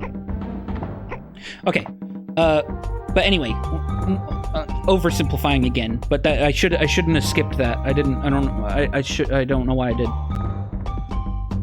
So let's go back to after with the Second Intifada. Israel pulls out their settlements, and not just their settlements, but their military, and what's his face? George Bush has the idea like, yo dude, I think it was George Bush. They come to an agreement that, hey, we need to hold a vote in Gaza for for people in Gaza to like have their own little government, right, in the Gaza Strip. And at first, there was since I think the late 80s is when Hamas came about, right? Arg, Kingsley, how did you manage to get here? No matter, I will still rule the Fruit Kingdom. Oh, that's gonna end, Custard. Feel my wrath and taste my custard, Kingsley. Oh shit. What the fuck?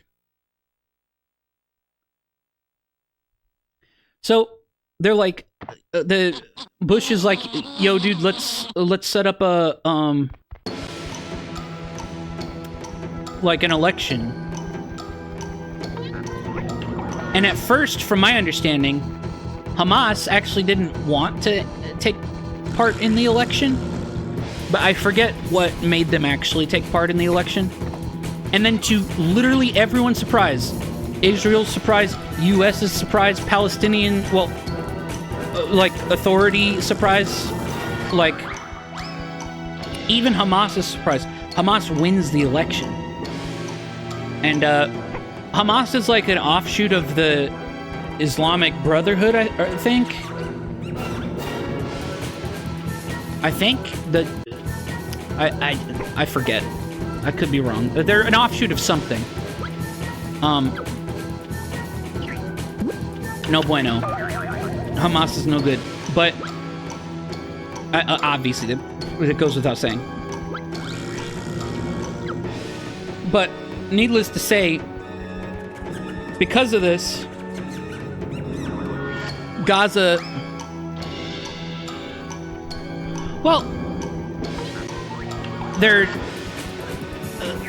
to a greatest extent at the up in the from the 80s to the early 2000s. I'm pretty sure they were one of the most right-wing militant groups, is what I'm trying to say.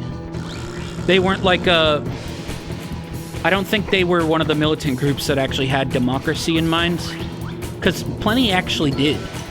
You might find, some people might find surprising. Hey, what's up, Maury? Plenty of people were like, yo, dude. Palestinians were like, yo, dude, we actually don't want just like the Israelis to just like all of the Israelis to just like leave. We just want like civil rights.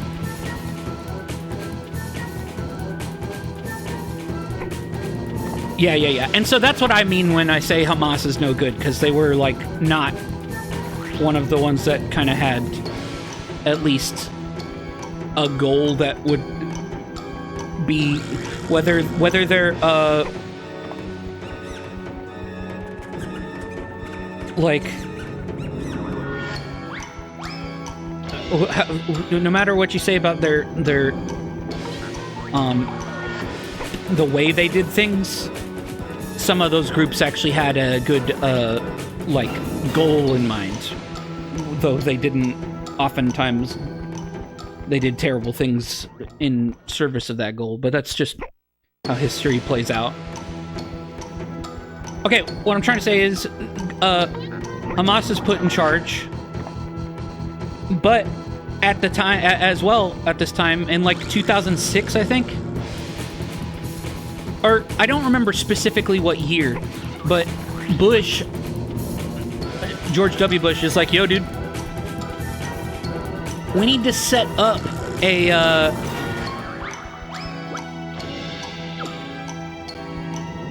because Yasser Arafat was the president of Palestine, was on paper at least, right? So he's in charge of the military and all that.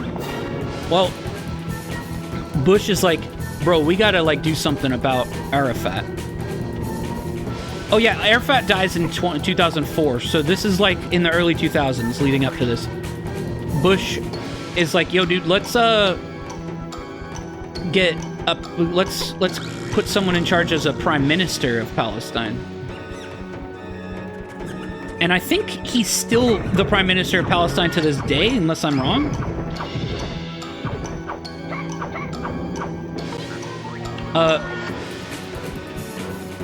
And he kind of clashed with Arafat, because Arafat was like, yo, dude, I want to stay, as long as I can stay in charge of the military, you can be prime minister, that's fine.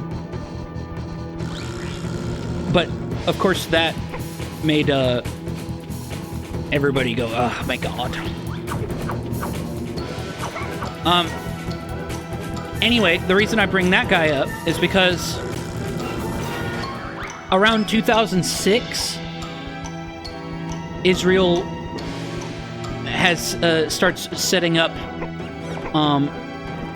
as they call it, the border fence around Gaza and the West Bank. Palestinians call it the apartheid wall these days, I think.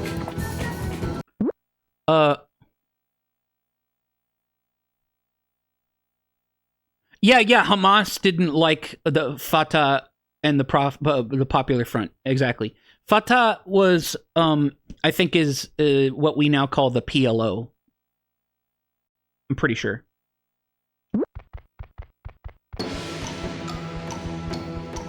And of course, both of those have done terrible things because, they're militant groups. But yeah, they didn't get along with Hamas. In most cases. But anyway, Israel starts setting up the walls around Gaza and the West Bank. But here's the thing.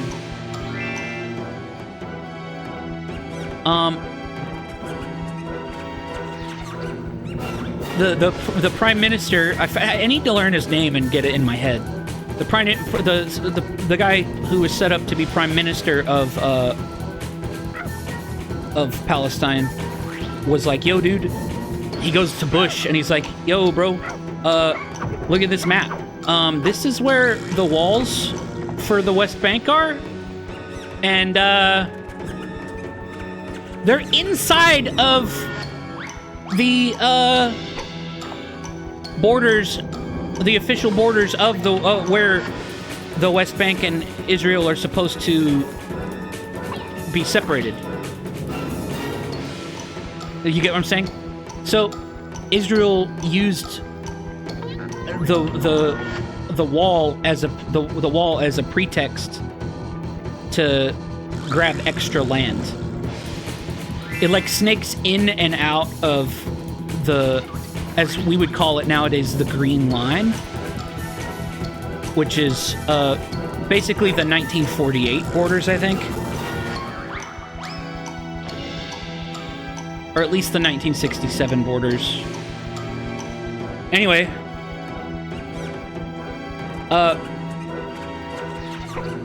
And Bush actually went on record, like, saying this is not the Palestinian state that I had in mind.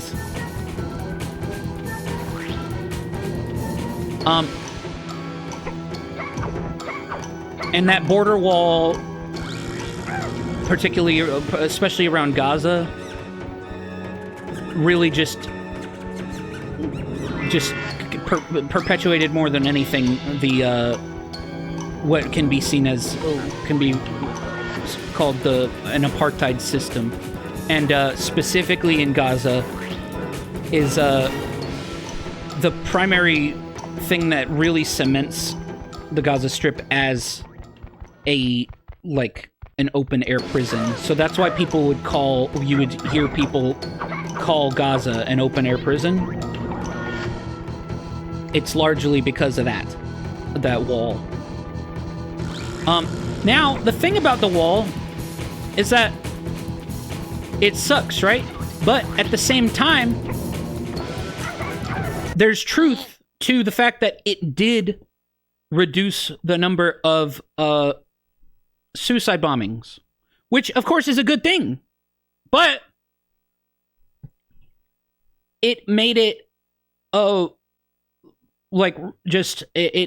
it just made the military control over particularly the West Bank all that much more strong, and it made it harder for Palestinians who were still going into Israel daily to get to do their jobs. It made it harder and harder for them to do that. And meanwhile, Israel is setting up unprecedented numbers of checkpoints, not just checkpoints, road checkpoints between like settlements, which again are war crimes. The settlements are beyond the Green Line within the West Bank, where they aren't supposed to be, according to the Fourth Geneva Convention. And not just would there be checkpoints between Palestinian cities and villages in the West Bank and Israel proper, I guess people say. there would also be blocked roads and checkpoints, even just between Palestinian villages and cities. So basically, what should only take like 20 minutes can take you like 4 or 5 hours if you're a Palestinian. But if you're like to travel that distance. But if you're Israeli with an Israeli license plate, you can pass the checkpoints, or you even just have your own road to drive on.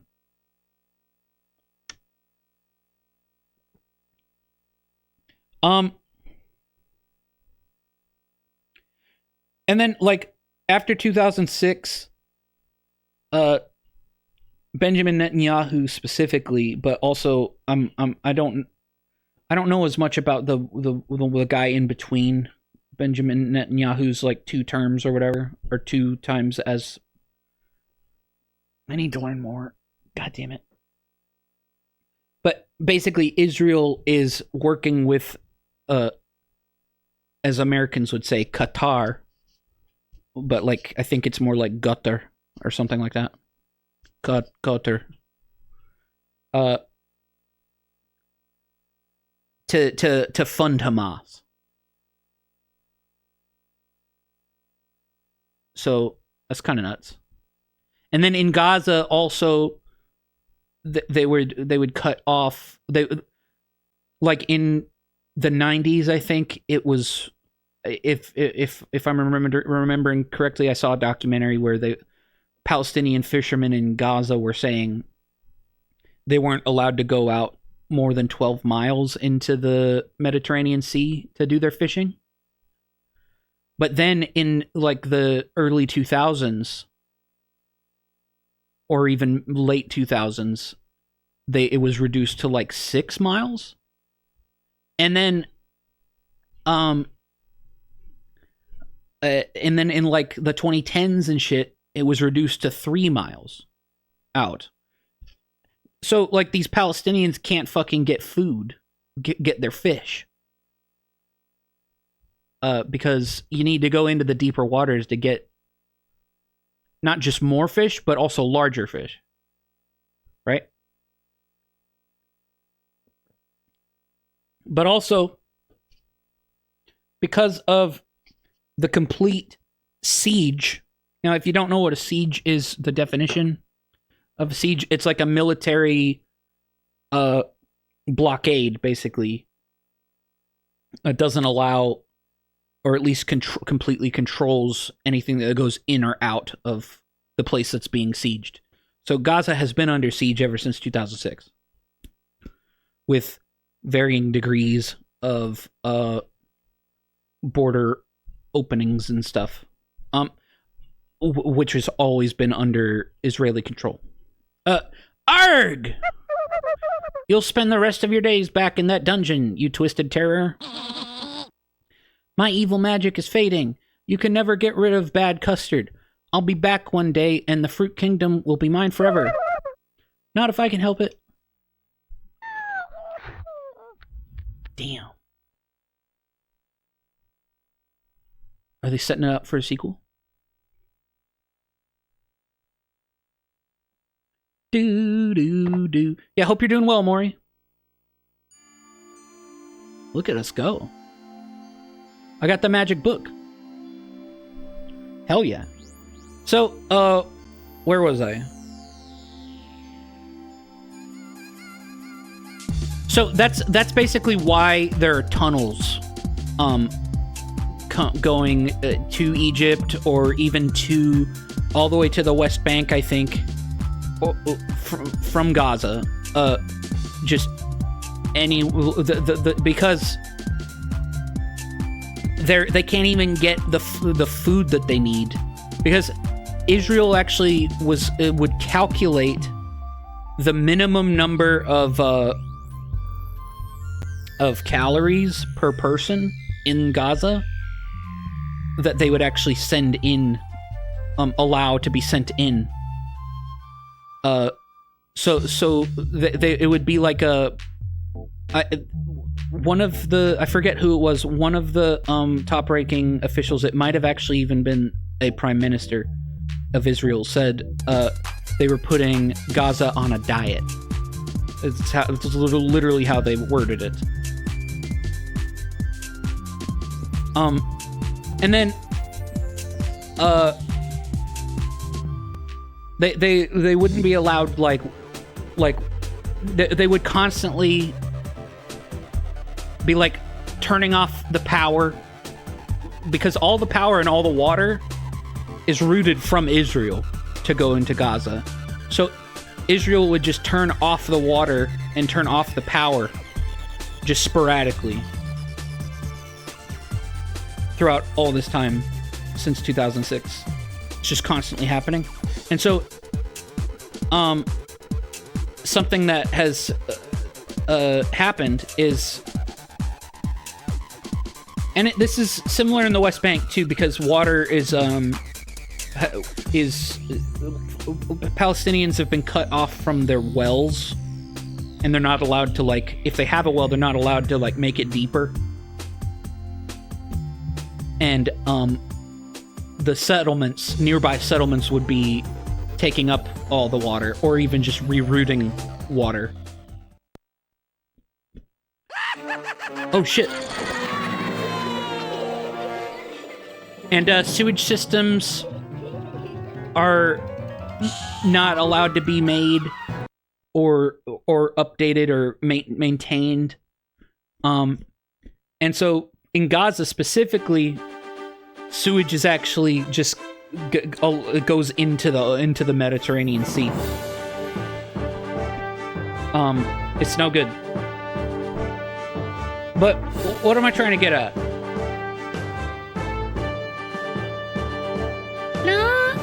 Damn. I finished the game. It's kind of sad. Because I'm not done with my story. What happens if I load it up again? Oh, it's just right here. Interesting. We can just fight the final boss as much as we want. Okay. So, point is... things are bad, and there've been, like, for a period of time, there was like a different, as some people call it, a war. Israel would call it like a military operation. Like, there's one called Cast Lead. There's one called Protective Edge. Basically, these are just times when they would just bombard Gaza specifically, I think. And this would happen like every 2 years. And this is even called, Israel would call it, they had a term for it called mowing the lawn, or they would call them lawn mowings. Basically, it's a metaphor for just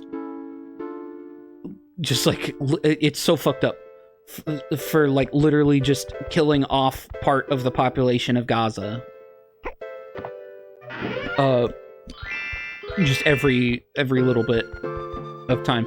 I know it sounds fucking nuts, but it's like a real thing. The Israeli lawn mowings, Israeli government lawn mowings. So, and then I think the worst one, I forget, I think it was Cast Lead, was that one in 2014? I don't know, I'm pretty sure that was the worst one for, even, they got, like, progressively worse. And then at some point in, like, late 2017, or was it just in 2018? It might have been 2018 to 2019. There was a movement called the March of Return, I think it was called, which was this time like actually like even more peaceful than the like, remember how ostensibly the first Intifada was supposed to be, supposed to be relatively peaceful. The March of Return was like crazy peaceful in comparison, from my understanding.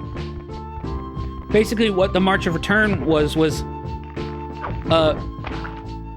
even militant groups like Hamas would try to go march with people, but it was primarily a grassroots thing set up, and Hamas just kind of joined in. But Palestinians living in both Gaza and the West Bank would go to the border, to the no-go zone between the wall, the border, and the land where they live, I guess you can say. And they'd say they'd do every Friday they would do a March of Return, where it was basically of just a really large protests where they'd go to the border, and when they would do that, they'd get too close. And now by too close I mean like almost like still like half a mile to a mile away from the actual border, but it was technically right on the edge and maybe even a little inside of the no-go zone. So, but the idea was that there were so many people, Israel wouldn't who didn't have guns and weren't like attacking anything, that Israel wouldn't shoot them. But if they did, Israel would look bad. And so that's what happened. Israel started just shooting people, and so that's what was happening when you were in 2019 or 2018, 2019. You probably heard about stuff happening in Israel, Palestine. That's what was happening. The marches of return every Friday. Like after they do their Friday prayers, because again, most people, especially in Gaza, are Muslims, but also I think certain sects of Christianity believe that Friday is the holy day as well, I think. So basically everybody fucking prays on Friday, and after praying on Friday, they'd go do their march.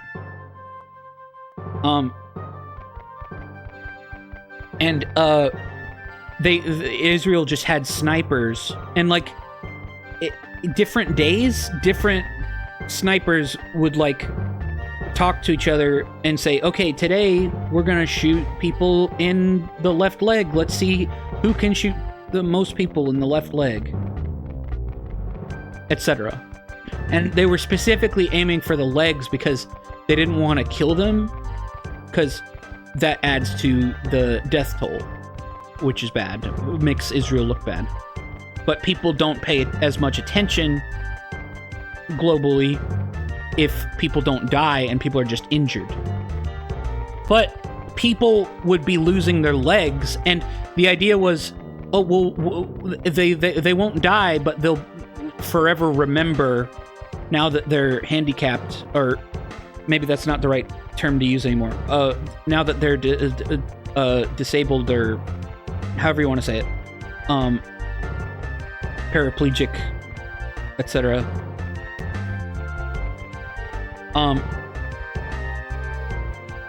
They'll remember that and so it was like supposed to be like a mental way of putting down the Palestinian resistance movement. Anyway, so that was a great March of Return. Unfortunately, it got Palestine into the seat, because Palestinians have always wanted to get into the world headlines, because they've always felt like they were and they have been largely ignored throughout time. I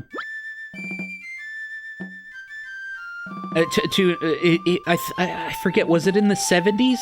For example, in like the 70s or 80s, I think, there was a seriously fucked up thing that was happening. There were airplane hijackings. And the whole point of the hijackings was to hijack the plane, and ideally nobody gets hurt. And technically nobody really did, except for a Palestinian fighter guy. This would actually be called a terrorist in this case, because they're hijacking a plane. But there were some planes that were hijacked, like 1 or 2, I think, and they were successfully landed. But then there was another time when there were supposed to be 4 planes that were hijacked all at once. But one of the one that got killed, like I said, that was a failed hijacking. So one of the hijackings was not completed. But 3 of the planes were actually landed in Jordan, at an airport in Jordan, and all of the people on the planes were escorted off, and I'm pretty sure none of them were physically harmed. Obviously, mentally, that's a terrible thing to go through. But then the planes were filmed and blown up, and so this was all essentially like a publicity thing to try to just get Palestine on the map of the political compass of like what people are talking about. Of course, it wasn't really the best idea, because it just made people go, damn, these Palestinians are crazy. And it just kind of fed into the terrorist framing that every Palestinian's a terrorist that we started out talking about, remember? So that was a thing that happened, and so the March of Return was supposed to be a similar thing, but actually like properly peaceful, like protests. But they were still getting shot at in that case. And so it sort of got people talking about it, but it didn't really lead to any change. And so then over the next few years, that's when Hamas specifically started devising, I don't know how long they were devising it, but they called it the Al-Aqsa Flood. And the Al-Aqsa Flood is just October 7th. The fucking worst thing to happen.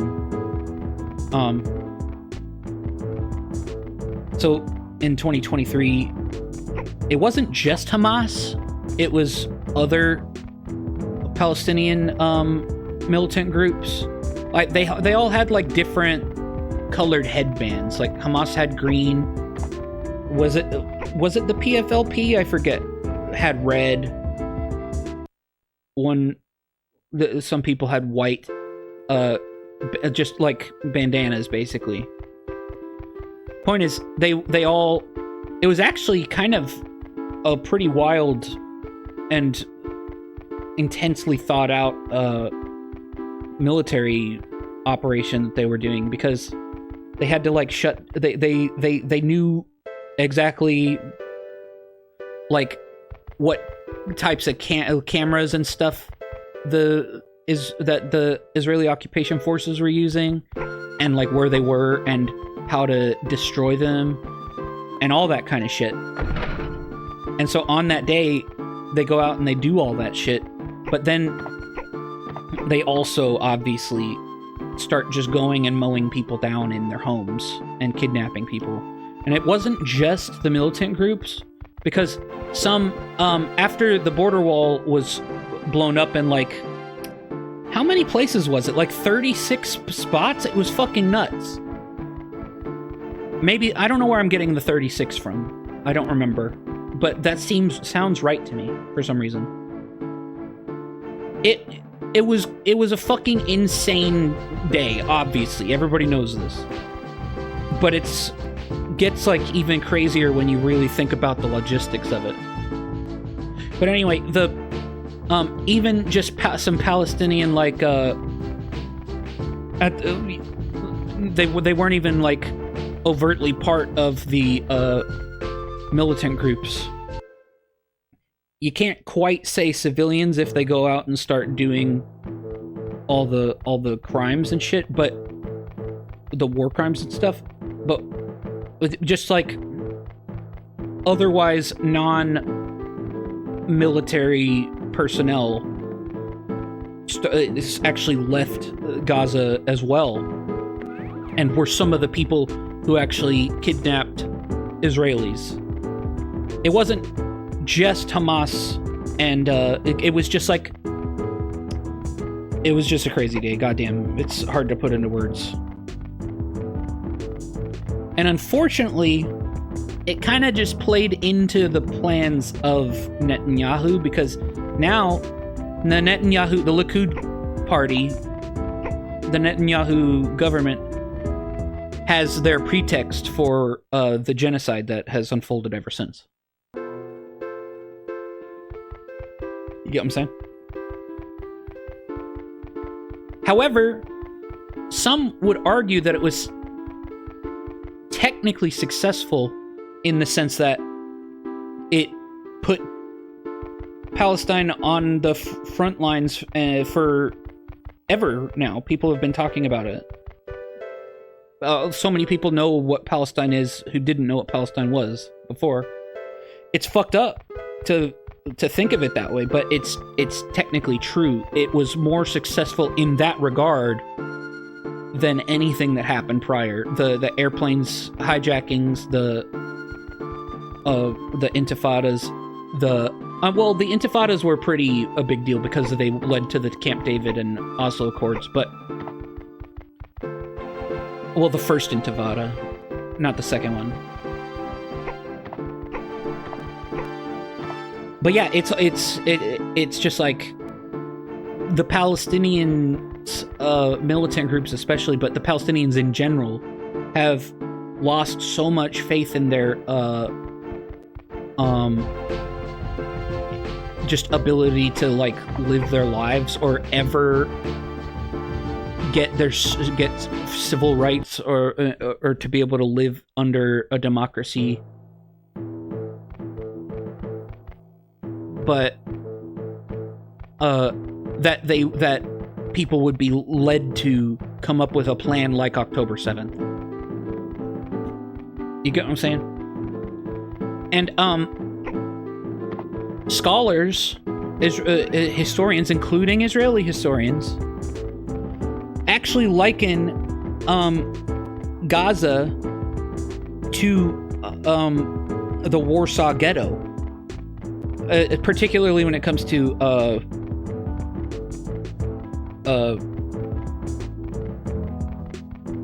obviously it's a ghetto, but as well the tunnels, and then the October 7th was basically like a slave revolt. Even it's been compared to like when there were slave revolts, those things were fucking crazy violent and indiscriminatory to the, like, just go kill all white people. One of the guys who led a slave revolt in the United States said, like, when people are forced for so long to live without their rights, like true civil rights, are living either under slavery or under oppressive military rule,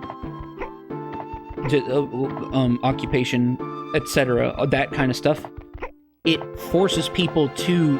John Brown, yeah.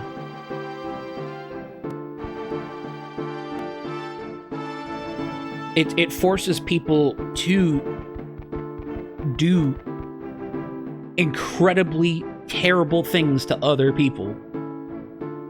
But it's because it's the only thing that they lose their they don't see another way. Unfortunately, that's the case, yeah. It's so fucked up. It's just like one of the most goddamn fucked up things.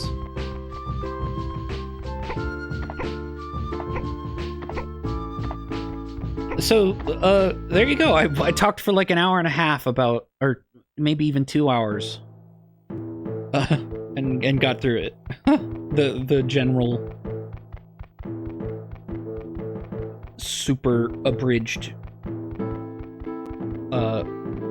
my understanding of Israel-Palestine. What a game, eh? Dude, I'm gonna upload this to YouTube, and people are gonna be like, bro, I came for this cute, like, Fox game.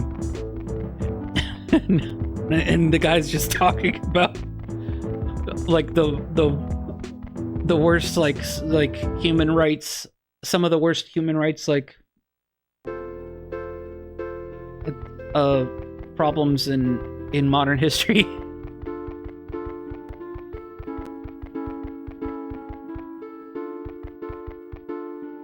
Yeah, humans are fucked up.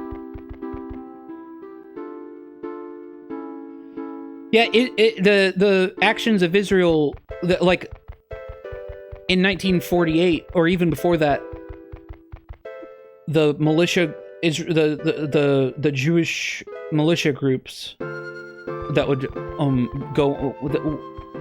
go on to become the Israeli, the IDF, or as you should be calling them, the Israeli Occupation Forces.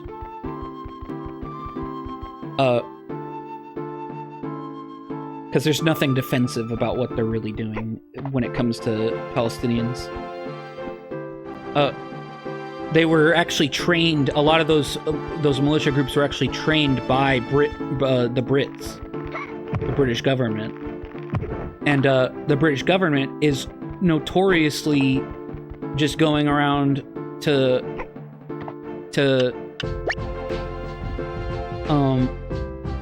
civilizations they view as savage or inferior, and just, like, killing people in the villages indiscriminately, and just taking over. And so that's why 1948, that's part of the reason why 1948 played out that way, because it was just more British-style imperialism, although it wasn't just Britain, because it was European Zionist movement. Yep. I almost said fun times, but it's not fun times. The game is a fun time, though. This game is a fun time. What's up? Dude, this guy looks so SpongeBob coated.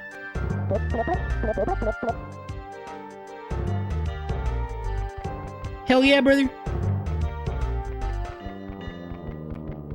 I kind of wish there was a little more to the game, but, that's okay. We'll just do a short stream. I almost got to 3 hours. That's pretty good. It's a short stream, but it's better than 2 hours, right?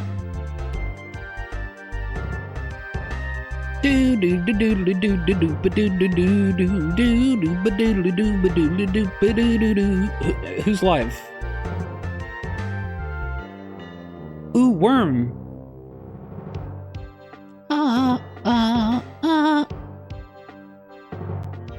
Everybody go say hi to Worm. Thanks for sticking around. Good talking to you, Drew, and good to see you, Maury. I don't know who else. Oh, Zep, Smoke. Yeah, sorry, Smoke. I don't know that much about what's going on in Somalia. I don't really know as much as I would like to know about Israel-Palestine, but that is what I know the most about, because I've watched like 280 documentaries, and I've read 1.5 books.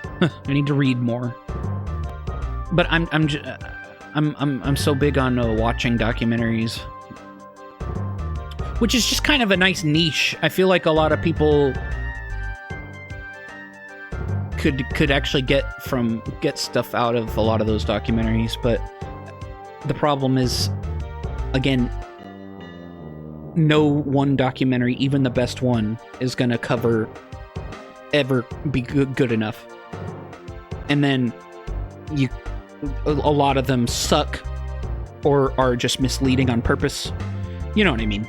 But yeah, hey, good luck. Merry Christmas. Happy New Year.